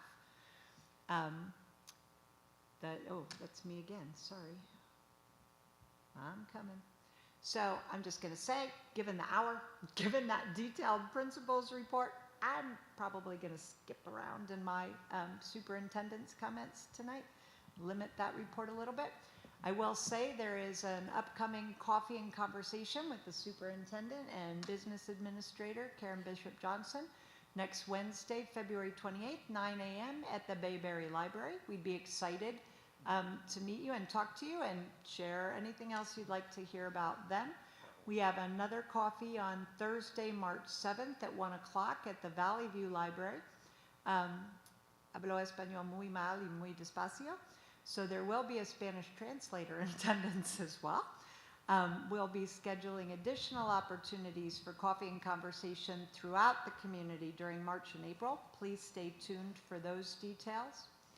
I want to make sure we give a special thank you to Aaron and Ricky. They have worked hard to update our referendum website with all of the latest additions, including the latest bid opening. It has been really busy up to this point with the referendum, at least in my short time here. The 3rd bid opening was postponed because of the snow day to March 5th, but we have started all of those contractor meetings. You're going to find that there will be fewer updates on projects from this point on, just because until the projects begin in June, much of the work is behind the scenes with the contractors and construction management. But it's moving forward on schedule. I can tell you that work will be starting on Monday, what's the Monday, June 14th or 17th, whatever the Monday is after the last day of school, that fast. We are also continuing to make progress on safety and security. I'm excited to share that the administrative team received their training in the use and operation of our new camera system. We also had the training on our Bark for Schools, which is the content monitoring tool of the students' accounts, meaning Google content. Additionally, we upgraded to the new cameras with the Watchung Police Department as part of our memorandum of agreement. And we also receive direct access police radios for each school. So there'll be that immediate response, and we're grateful for that partnership with the Watchung Police Department. It's, again, I've only been here a short time, but I cannot tell you how wonderful they are to work with and really plan and discuss what needs to happen. Karen and I have continued our individual budget meetings and budget development. We're looking forward to working with the board to share those proposed budgets publicly. I'll save this in case anybody's still here. I don't know if they are. No. Karen, you have a business administrator's report? I can give one unless everybody's tired of hearing about the business. Nah, go. Tonight. Well, we have very small staff, as you know, but we are working very hard. We have been discussing quite a lot about encumbrances lately and trying to make sure that everything we do have in this current budget is up to date as much as we can. We did just take a look at our utilities. We think we're in pretty good shape, especially I was very happy to see that our electric and gas seems to be able to be stable. You know, we'll be looking at electric coming up and gas going down as we're approaching the spring. It's been warm, so fingers are crossed. So I'm really happy about that. We do have one issue with our legal fees. Unfortunately, our legal fees have been rising, and because of the account that the illegal fees are in, we're over our administrative allowable cap. So I'm going to have to take that to the county. I'm not sure what I'm going to do, or what they're going to tell me to do, but something will, some kind of direction will have to come from them, because we are not allowed in our administrative categories, which, includes all of our offices and tech and everything else. We are not allowed to go above a cap. So that has happened. Regarding the budget, along with all the other districts in the area, and you've heard this, I'm probably tired of hearing it, but we're extremely concerned about the rising health care. We met with the brokers. We're predicted right now to go as high as 11% over this year's rate.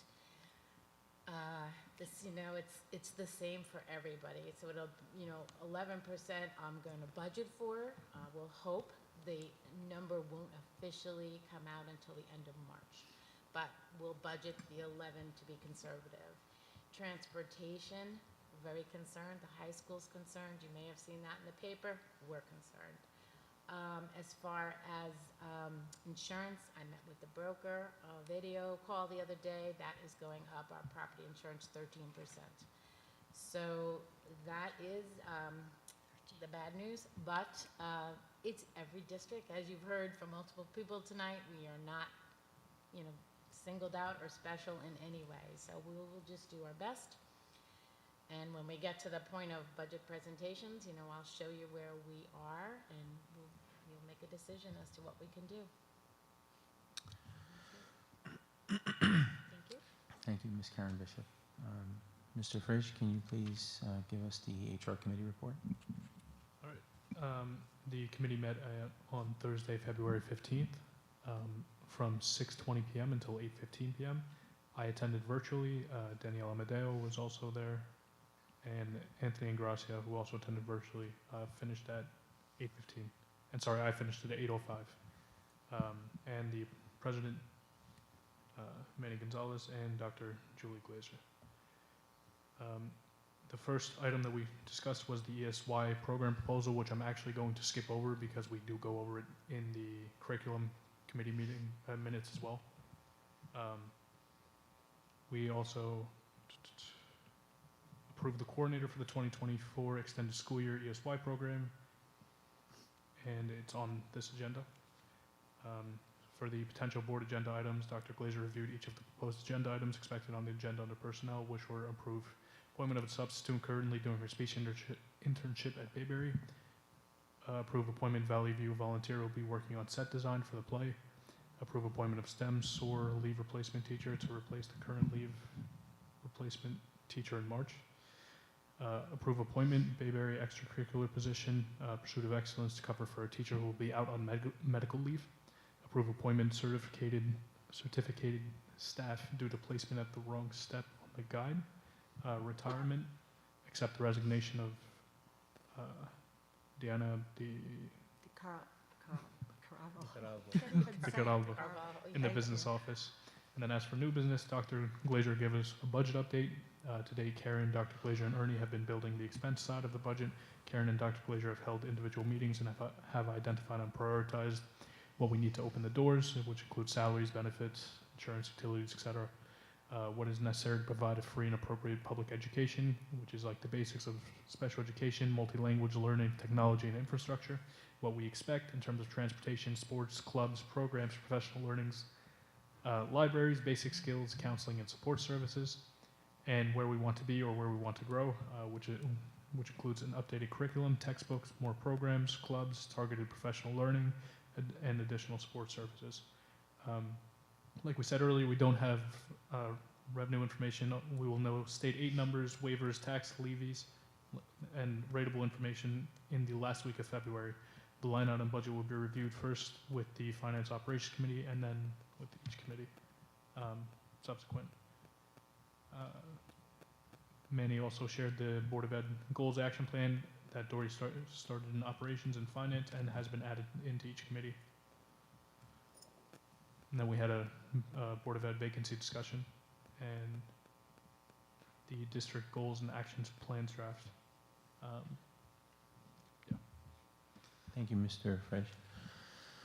Ms. Chouette, if you can please give us a curriculum Yeah. committee report. All right. We met at the board office at Valley View Middle School, and we started at 4:15 and we ended at 7:05. Dr. Glazer was there, Karen Kidd, Valley View principal was there, Denise Fickner, the Bayberry principal, was virtual, Nicole DeToto, special ed services, was virtual, Dory Harvey, board member, was there from 4:15 to 7:05, Fatima Santos, 4:15 to 7:05, and myself as chair. The committee reviewed the following agenda items: the ESY program proposal. Mrs. DeToto presented an alternative ESY program proposal for summer of 2024. Due to referendum construction at Bayberry and Valley View over the summer, it will not be possible to provide instruction due to noise, dust, and stranges in our buildings. It has been recommended that we share services and classrooms with Long Hill Township at the Gillette School. Shared services may include school nurse, custodians, and other staff. 20 to 30 students have an extended school year summer program recommended in their IEP. The program would run from Monday to Friday for 20 days, from June 26th to July 24th. A parent night will be planned at Gillette School for parents and guardians to become familiar with the facility prior to the program starting. Transportation will be needed. Parents have been told to anticipate a move. We will continue to work with Long Hill to develop a full proposal and contract for Board of Ed approval in March. Dissertation proposals. It was agreed at the committee meeting that doctoral candidate Lisa Ferrara will be surveying parents and staff with a survey titled Perceptions of School Readiness. It was also agreed at the committee meeting that doctoral candidate Loren Zugali will be surveying staff regarding the relationship between a general education teacher's knowledge base about special education law and his or her perceptions and implementation of inclusive practices in the general education classroom. The principals and Mrs. DeToto reviewed the detailed staff and program cuts that have occurred over the previous approximately 4 years that were discussed at the January meeting. District Goals Action Plan draft. The superintendent reviewed some of the draft documents, which so far meet our expectations. The completed document will be provided to all committees by our March meetings. The budget update was just done by Mo, so we got through that. We don't have to do that again. And our Board of Ed Goals Action Plan. 2 additions were made to the Board of Ed Goals Action Steps and sent to the President for all committee to review. And as Dr. Glazer said, we're going to have our coffee with the superintendent in February and in March. The administration and board members will then be able to converse with parents outside of a board meeting. Community meetings will also be scheduled. Thank you. Thank you. Ms. Harvey, can you please help us with the policy committee update? Sure. The policy committee met on Wednesday, February 14th, Valentine's Day. The meeting time was between 5:10 to 7:46 p.m. in the board office. Let's see, Dr. Julie Glazer was there, myself, Danielle Amadeo, Phyllis Chouette, and Manny Gonzalez came on virtually. I apologize, I didn't put virtual next to his name in the minutes, but he was virtual. The committee went over the following agenda items. The committee decided to move a good number of policies that we had on the agenda to a later date for us to start in March. So those were listed on the agenda, but we didn't go through most of those. We just moved them. We didn't have time to get through those at this point, so we set up our schedule. We also went over bylaw 0164, which is conduct of board meetings. It was brought to the committee's attention last summer that board members' comments do not appear in any other Board of Education public board meeting agendas.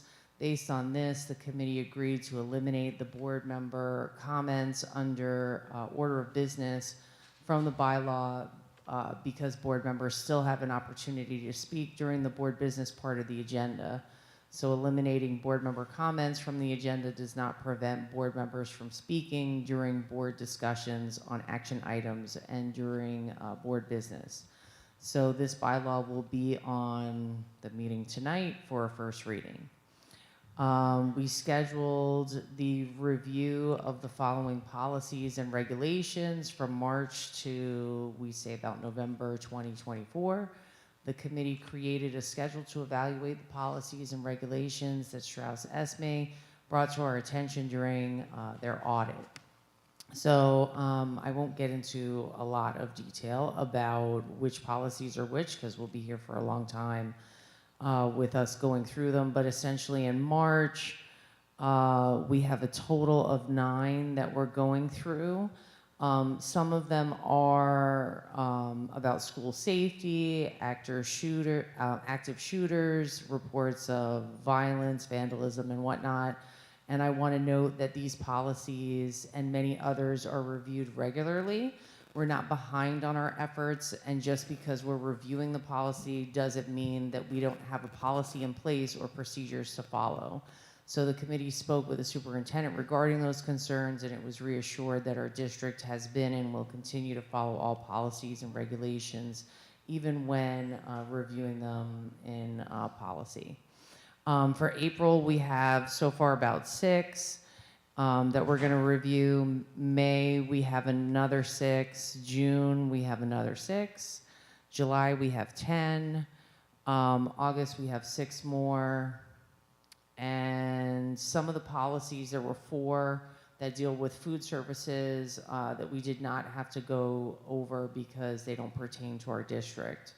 The committee agreed that the schedule is flexible because we'll need to incorporate policy alerts, which we just got one from Strauss-Esme, into our committee agendas when they occur. So some policies on the audit might be pushed to August through November.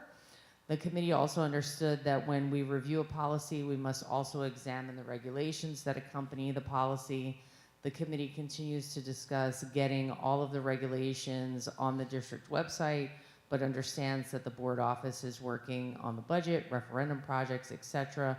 So this will be a project we will try to tackle potentially over the summer after the new budget goes into effect. We do have our 8320 personnel records, which is a second reading on the agenda for tonight. If everyone remembers, this is us deciding that we were not going to charge employees a couple of cents to get their personnel files copied. So the committee did not have any suggestions or concerns about the policy, and we didn't receive anything from any other board members. So that's on the agenda for tonight. I'm not going to go through the district goals, but we did go through those, and the committee felt that it met our expectations. We did discuss the coffee with the superintendent, and that was discussed earlier as well, so I won't go into that. We did get a budget update, which I won't go over that as well because you guys have pretty much heard that. We did look at the Board of Ed Goals Action Plan. So the committee reviewed the action plan, and suggestions from one board member were sent before the meeting. So the other committee members agreed to submit suggestions, I'm sorry guys, by the next day so that the action plan could be updated for the personnel committee meeting. And then we discussed the board leadership potentially reporting updates on our board goals at the board meetings to provide our progress toward our goals to the community. We did, under new business, we did have a discussion about the board vacancy update. Let me just breeze through this.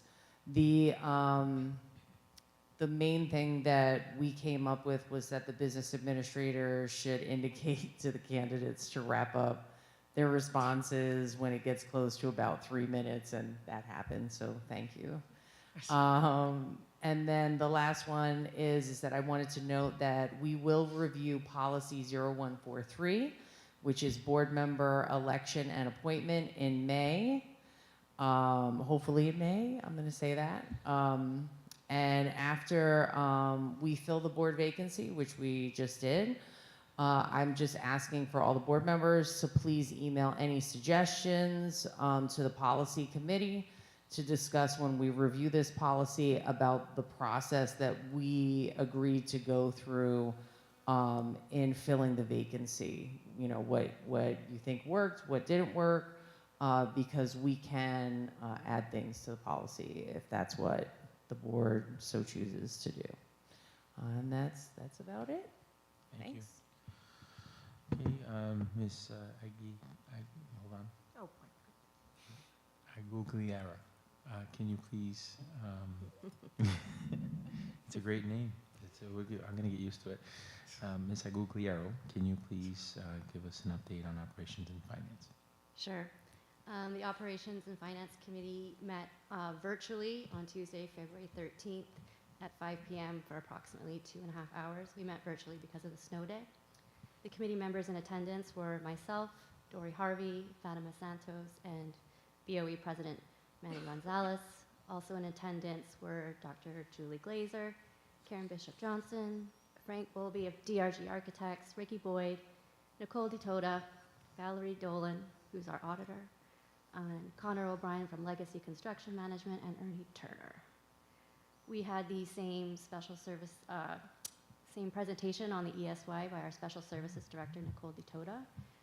We also received a presentation from Auditor Valerie Dolan and Ernie Turner. It was the same one that we had at the beginning of this board meeting, so I won't go into it. For referendum projects updates, the package 3 roof bid had to be canceled due to snow. The bid has been re-advertised, and the new bid opening will be Tuesday, March 5th.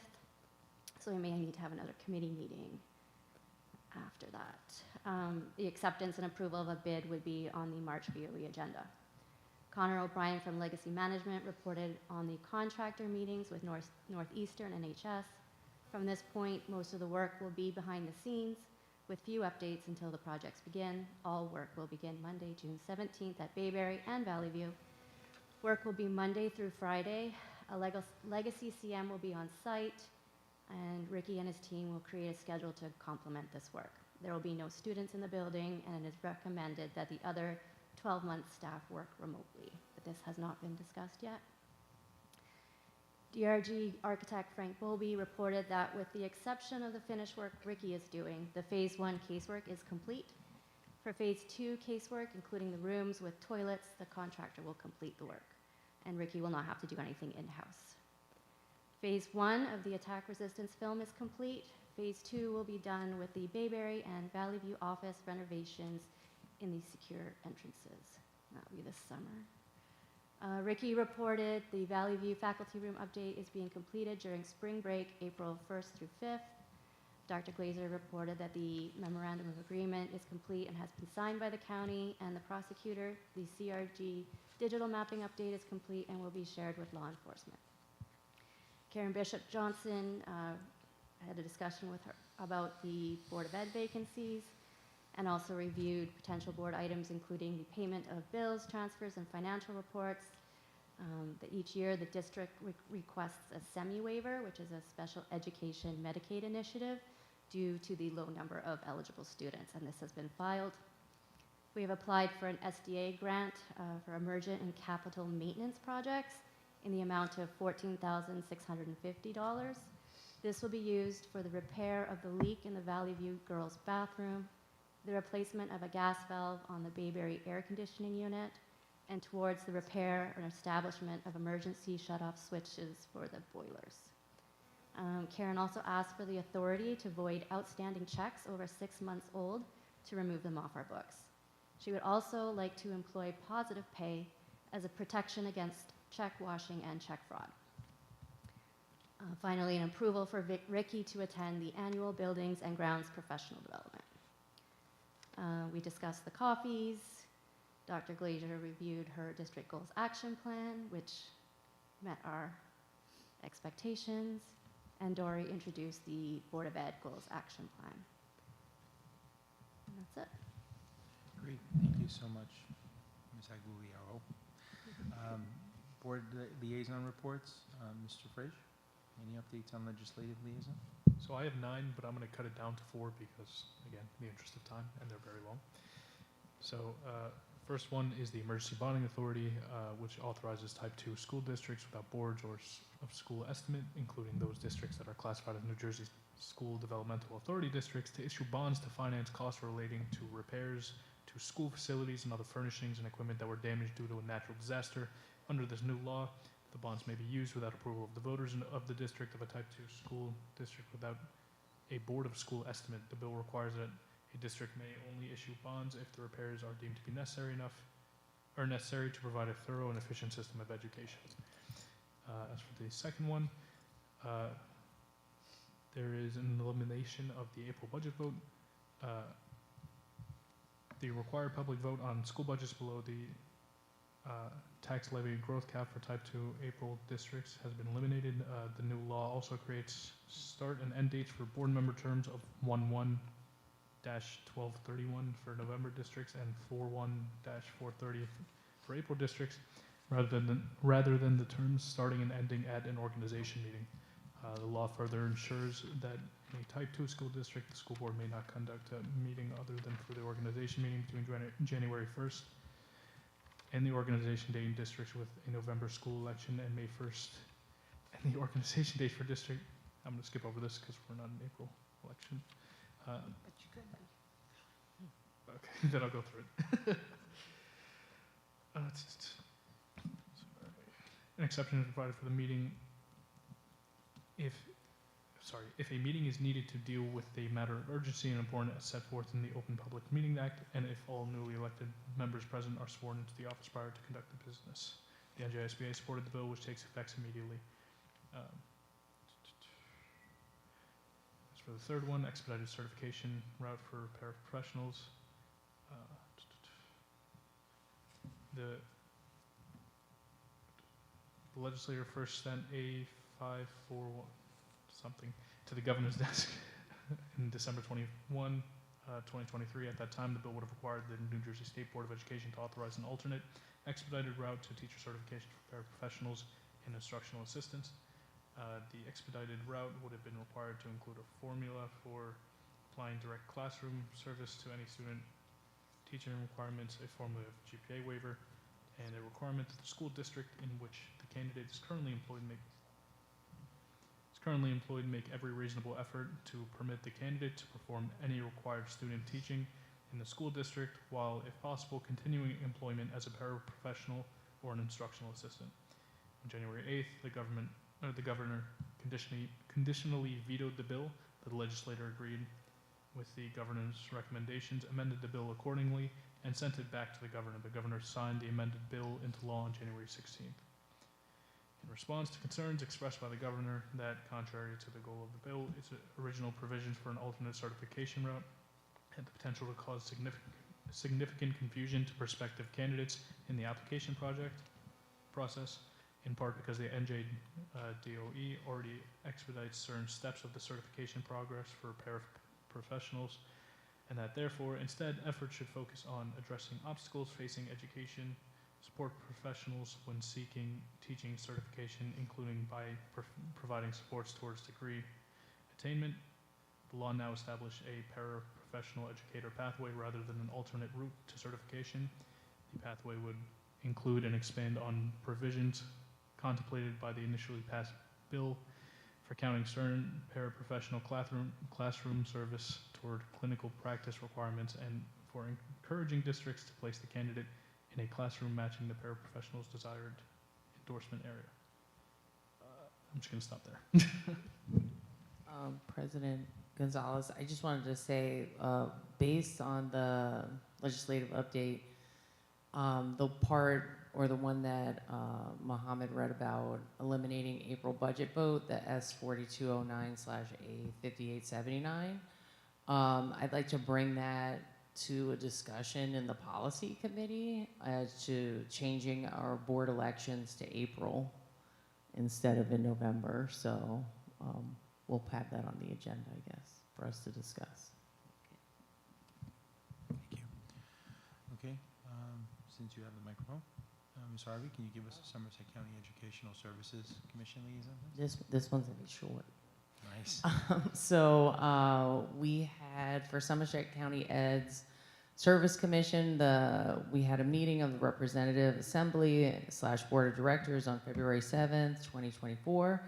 We saw a presentation from Auditor Paul Freda, who presented the highlights of the 2023 audit. Business Administrator Jeff Sapola presented a summary of the 24-25 budget. We were informed that they're dissolving their transportation department and must sell 9 school buses. Assistant Superintendent / Principal, Dr. Paul Rafalowski, presented the 23-24 Governor's Educators of the Year. All items under their finance, transportation, personnel, program, and policy passed, and they are all available for the public to review since it's a public board meeting. They are in the middle of negotiations with their paraprofessionals, so there was an executive session regarding negotiations, but I recused myself since I'm a member of the NJEA. And our next meeting will be on April 10th, so I will have an update at our April 25th meeting. Thank you very much, Ms. Harvey. Ms. Amadeo, can you give us an update on the Somerset County School Boards Association? Yep. The Somerset County SBA is hosting an Unsung Heroes Award ceremony on March 18th at the Votech High School in Bridgewater. This event recognizes students who make outstanding contributions to their school and community, but are often overlooked by other traditional student recognition programs. Somerset County's nomination is Watchung Hills student Samantha Cole. So I just wanted to let everyone in town know that and welcome people to attend if they would like. I'll send out details to the board after this, as the board association is encouraging a small $5 donation for an award. So I'll just let everyone know where that link is in case anyone's interested. Thank you. Ms. Agugliaro, School Yeah. Boards. Close. School Board Association's winter meeting was January 22nd. It was held virtually. I attended, as did Mrs. Jewett. There was a guest speaker that went over the board's role in student achievement. They came up with 6 main items referring to that, to review all policies through the lens of student achievement, understanding and responding to social conditions that can deter success, understanding and promoting the benefits of pre-K, considering the achievement gap and the employment gap, overcoming challenges through collaboration, and supporting labor and management collaboration. On March 2nd, there is a leadership series workshop dealing with personnel issues, and that is free. And then on April 19th, there's a women's leadership conference, and that is $99. Thank you. We're going to move on to community engagement. Is there anyone here from PTO? I have their stuff. I have WEF and PTO. Okay. So if you don't know, the PTO is having a fundraiser at Stumpy's March 1st. You do not have to be a PTO member to attend. There are flyers everywhere. It's online. We obviously are excited for the PTO to be successful. They support the schools dramatically. I also have WEF. I don't have CPEG, but I have WEF. Okay. So with WEF, I wish they could have stayed. I saw them here earlier. So grateful to WEF. They are fully funding the refresh and replacement of our adventure program here at the Valley View School. They're also funding the recertification of Coach Leslie. We were not able to run the program this year due to the budget. It's been a loss for the students. It's something memorable here at Valley View, something really important. So their generous donation does allow us to start again in September. After the referendum upgrades to the gym, they'll come and reinstall the equipment. And I believe Coach Leslie actually gets recertified this spring, even though it's for the fall. In addition, WEF also funded musical instruments that couldn't be replaced for Mrs. Morrison's instrumental program. So again, could not be more grateful. Those donations should be on the March agenda for all of your approval. So there you go. I'm excited to share that on their behalf. Thank you very much. So nothing for CPAC, right? I don't have any. Okay. All right, seeing that there's nothing for CPAC, now we're going to move on to board member comments. Are there any board members with any comments? No? Okay, seeing that there's no board member comments, now we're going to move on to comments of the, from the public on agenda items only. We welcome input from the public. There are 2 times during the meeting when the public is invited to speak. The first opportunity is to comment on agenda items only is now. The second opportunity for public comments is towards the end of the meeting. Total time allotted for public comments is 30 minutes. Before you make your comments, please state your name and municipality of residence. In the event it appears the public comment portion of the meeting may exceed 30 minutes, the presiding officer may limit each statement made by the participant to 3 minutes duration. Our public forums are not structured as question and answer sessions, but rather are offered as an opportunity to share input with the board in instances where the board feels a response is needed. The presiding officer or superintendent will address the comment. New Jersey statutes do not permit the board to discuss personnel or hiring in the public sessions. Name of students should not be used. Members of the public should consider their comments in light of legal rights of those affected and identified in their comments, and be aware that they are personally legally responsible with potential liability for comments that they make to the board. The board shall not be held liable for comments made by board members of the public. Seeing that there is no... Wait, Christine's up.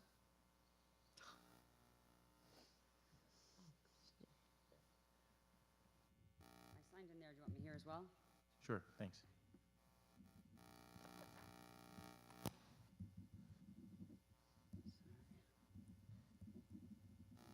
Stand. Thank you. Hi, Christine Eade, 105 Tiffany Way. Thank you all again for everything that you do. All your volunteerism is so greatly appreciated. So I just had a quick question. What are you allowed to carry forward from one year to the next? I think in the budget meeting I thought it was $1 million, but I think it changed pre-COVID and then COVID, post-COVID? 2%? She said carryover. Oh, that Yeah, your carryover for the, right. I don't know. So when you look at if you look at the auditor's report, Right. it'll show you, I'm pretty sure Valerie was saying 801, around 801,000. It starts the budget. You Okay. see it in the auditor's report. I can't say the numbers off the top of my head. But is that like a max? Like, do you have a cap on that as to what you can and can't carry? You can carry that over. Okay, just that amount.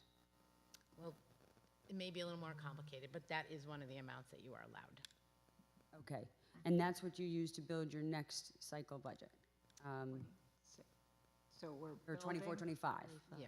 Correct. You start. You take that carryover and then you, at It's the end not, of it's February? not, I think that's what's confusing. It's not really Your fund carryover. balance. It's right, it's that stability fund that she was Correct. talking about. Correct. So you take your fund balance, and then now you're waiting for the end of February to get your state aid numbers and that to add to that. Well, that's the revenue side, right? Right. That's what you'll build your next budget with. Right? Yes. That's your revenue. Okay. Right. Thank you. Thank you. Now we're going to move on to action items. Ms. Aguilera, can you please move the administrative items? Sure. I move action items A, administrative, 1, approve minutes of previous meetings, 2, affirm the superintendent's HIB report, and 3, accept Bayberry and Valley View school security drill reports. Or second? Second. Any discussion? Roll call, please. Ms. Karen Bishop Johnson? Mrs. Agliaro? Yes. Mrs. Amadeo? Yes. Mr. Frage? Yes. Mr. Gonzalez? Yes. Mrs. Harvey? Yes. Mr. Ingracia? Yes. Mrs. Jewett? Yes. Mrs. Santos? Yes. All yes, motion passes. Thank you. Okay, Mo, can you please move personal items? I move personnel items. 1, approve retirement. 2, accept resignation. 3, approve leave of absence. 4, approve appointment 2024 extended school year ESY coordinator. 5, approve appointment substitute. 6, approve appointment Valley View volunteer. 7, approve appointment of STEM SOAR leave replacement teacher, which has been revised. 8, approve appointment of STEM SOAR, sorry. Yeah, no one's filling Yeah. in for the other, you got it. Yeah, 9, approve appointment Bayberry extracurricular position. 10, approve appointment certificated staff, which has also been revised. Is there a second? Second. Any discussion? Just want to check, so was one, you said 7 and 8, was one replacing another, or are they two? So 7 is a current leave replacement who ends March 22nd, and 8 is going to pick up that leave replacement March 22nd through May when the leave replacement's done. Thank you. Roll call, please. Ms. Karen Bishop Johnson? Mrs. Agliaro? Yes. Mrs. Amadeo? Yes. Mr. Frage? Yes. Mr. Gonzalez? Yes. Mrs. Harvey? Yes. Mr. Ingracia? Yes. Mrs. Jewett? Yes. Mrs. Santos? Yes. All yes, motion passes. Thank you. Okay, operations, Mr. Fresh, can you please move operation items? Move operations items. 1, approve payment of bills. 2, approve transfer of funds 2023 through 2024. 3, accept financial reports. 4, approve the cancellation of outstanding checks. 5, approve agreement with P&L Business Services LLC. 6, award contract. 7, authorize waiver of requirements, Special Education Medicaid Initiative Program. 8, approve submission to NJ State and acceptance of related funds. 9, approve professional development / school travel and related expenses. Second. Any discussion? I just had a quick question on the financial reports, and if you could just confirm, Karen, Ernie Turner brought up in the earlier part of the meeting that there was a new encumbrance for this 183,000 that was PERS liability. right. That is not yet reflected in this. It is not encumbered.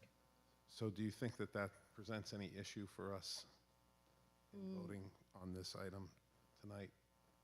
This is It's- January 31st, right? Well, Yes. Right.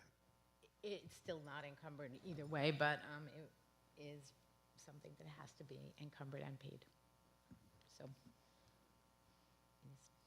So I see it did change a little bit from yeah. 1,443,000 change to 1,418,000 The bills keep coming in. in the unrealized balance, but that doesn't, The bills it's not keep coming. 183,000, so. Right.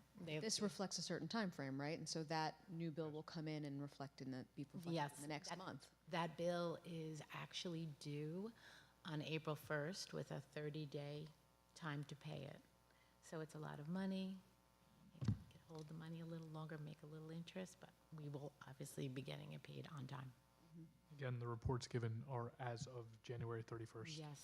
Yes, these reports get done, we close a month into the next month, and then the auditor or the treasurer reviews, then the reports get put out there. Right, but for an encumbrance, that's for a future, if I read what Ernie was saying correctly, he would prefer that it was already in this report under. Well, the PERS liability comes out from the state. It probably came out, I'm not sure the exact date it came out. It comes out, it doesn't come out early in the year. It came out recently. Whether it would have made the prior one, I'm not sure, but So you feel comfortable with us still going forward with that report as written? Yeah, oh, yeah. Thank you. Yeah. Okay. Roll call, please, Ms. Karen Bishop Johnson. Okay, let's see. Here. Mr. Frage, Yes. Mrs. Harvey, Yes. Mr. Ingracia, Yes. Mrs. Santos, Mrs. Jewett, Yes. Mr. Gonzalez, Yes. Mrs. Agliaro, Yes. Mrs. Amadeo. Yes. All yes, motion passes. Thank you. Okay, and now we're going to curriculum. There isn't a curriculum. You have There's no policy. actions in curriculum, so we're going to move on to policy. Ms. Harvey, can you please move policy items? Sure. I move 1, first reading for bylaw 0164, conduct of board meetings, and 2, second reading for regulation 8320, personnel records. Is there a second? Second. Any discussion? Roll call, please, Ms. Karen Bishop Johnson. Yes. Mrs. Harvey, Yes. Mr. Ingracia, Yes. Mrs. Santos, Mrs. Jewett, Yes. Mr. Gonzalez, Yes. Mrs. Amadeo, Yes. Mrs. Agliaro, Yes. Mr. Frage. Yes. All yes, motion passes. Thank you. Okay, now we're going to move on to board business. Is there any board business to discuss? I'd like to say something, and I apologize. I probably should have said it during board comments. But I just wanted to say, you know, I'm pretty hard to impress. But I've been really impressed with both Dr. Glazer and Mrs. Bishop Johnson. Your work ethic is staggering, outstanding. I'm getting emails at 10 o'clock at night with thoroughly researched answers. The wealth of knowledge that you both have behind you has been incredibly helpful. I find you both to be open to suggestions, professional, patient with us new members. And I want to just say to parents and the public that even though our district is having challenges, we're in very capable hands. And I want to compliment the previous board for making a great hiring decision with Dr. Glazer and a great hiring decision with Mrs. Bishop Johnson. So thank you very much. Thank you. I second that. No further discussion on that one. All right. Comments from the public on any items, any other items? Please remember to state your name and municipality. Okay. Can I have a motion to adjourn? So moved. Is there a second? Second. All in favor, You say need aye. a second, Dor. Aye. Anyone opposed? Okay. Oppose, we're going to move in. Thank you for joining us this evening. This meeting is now adjourned.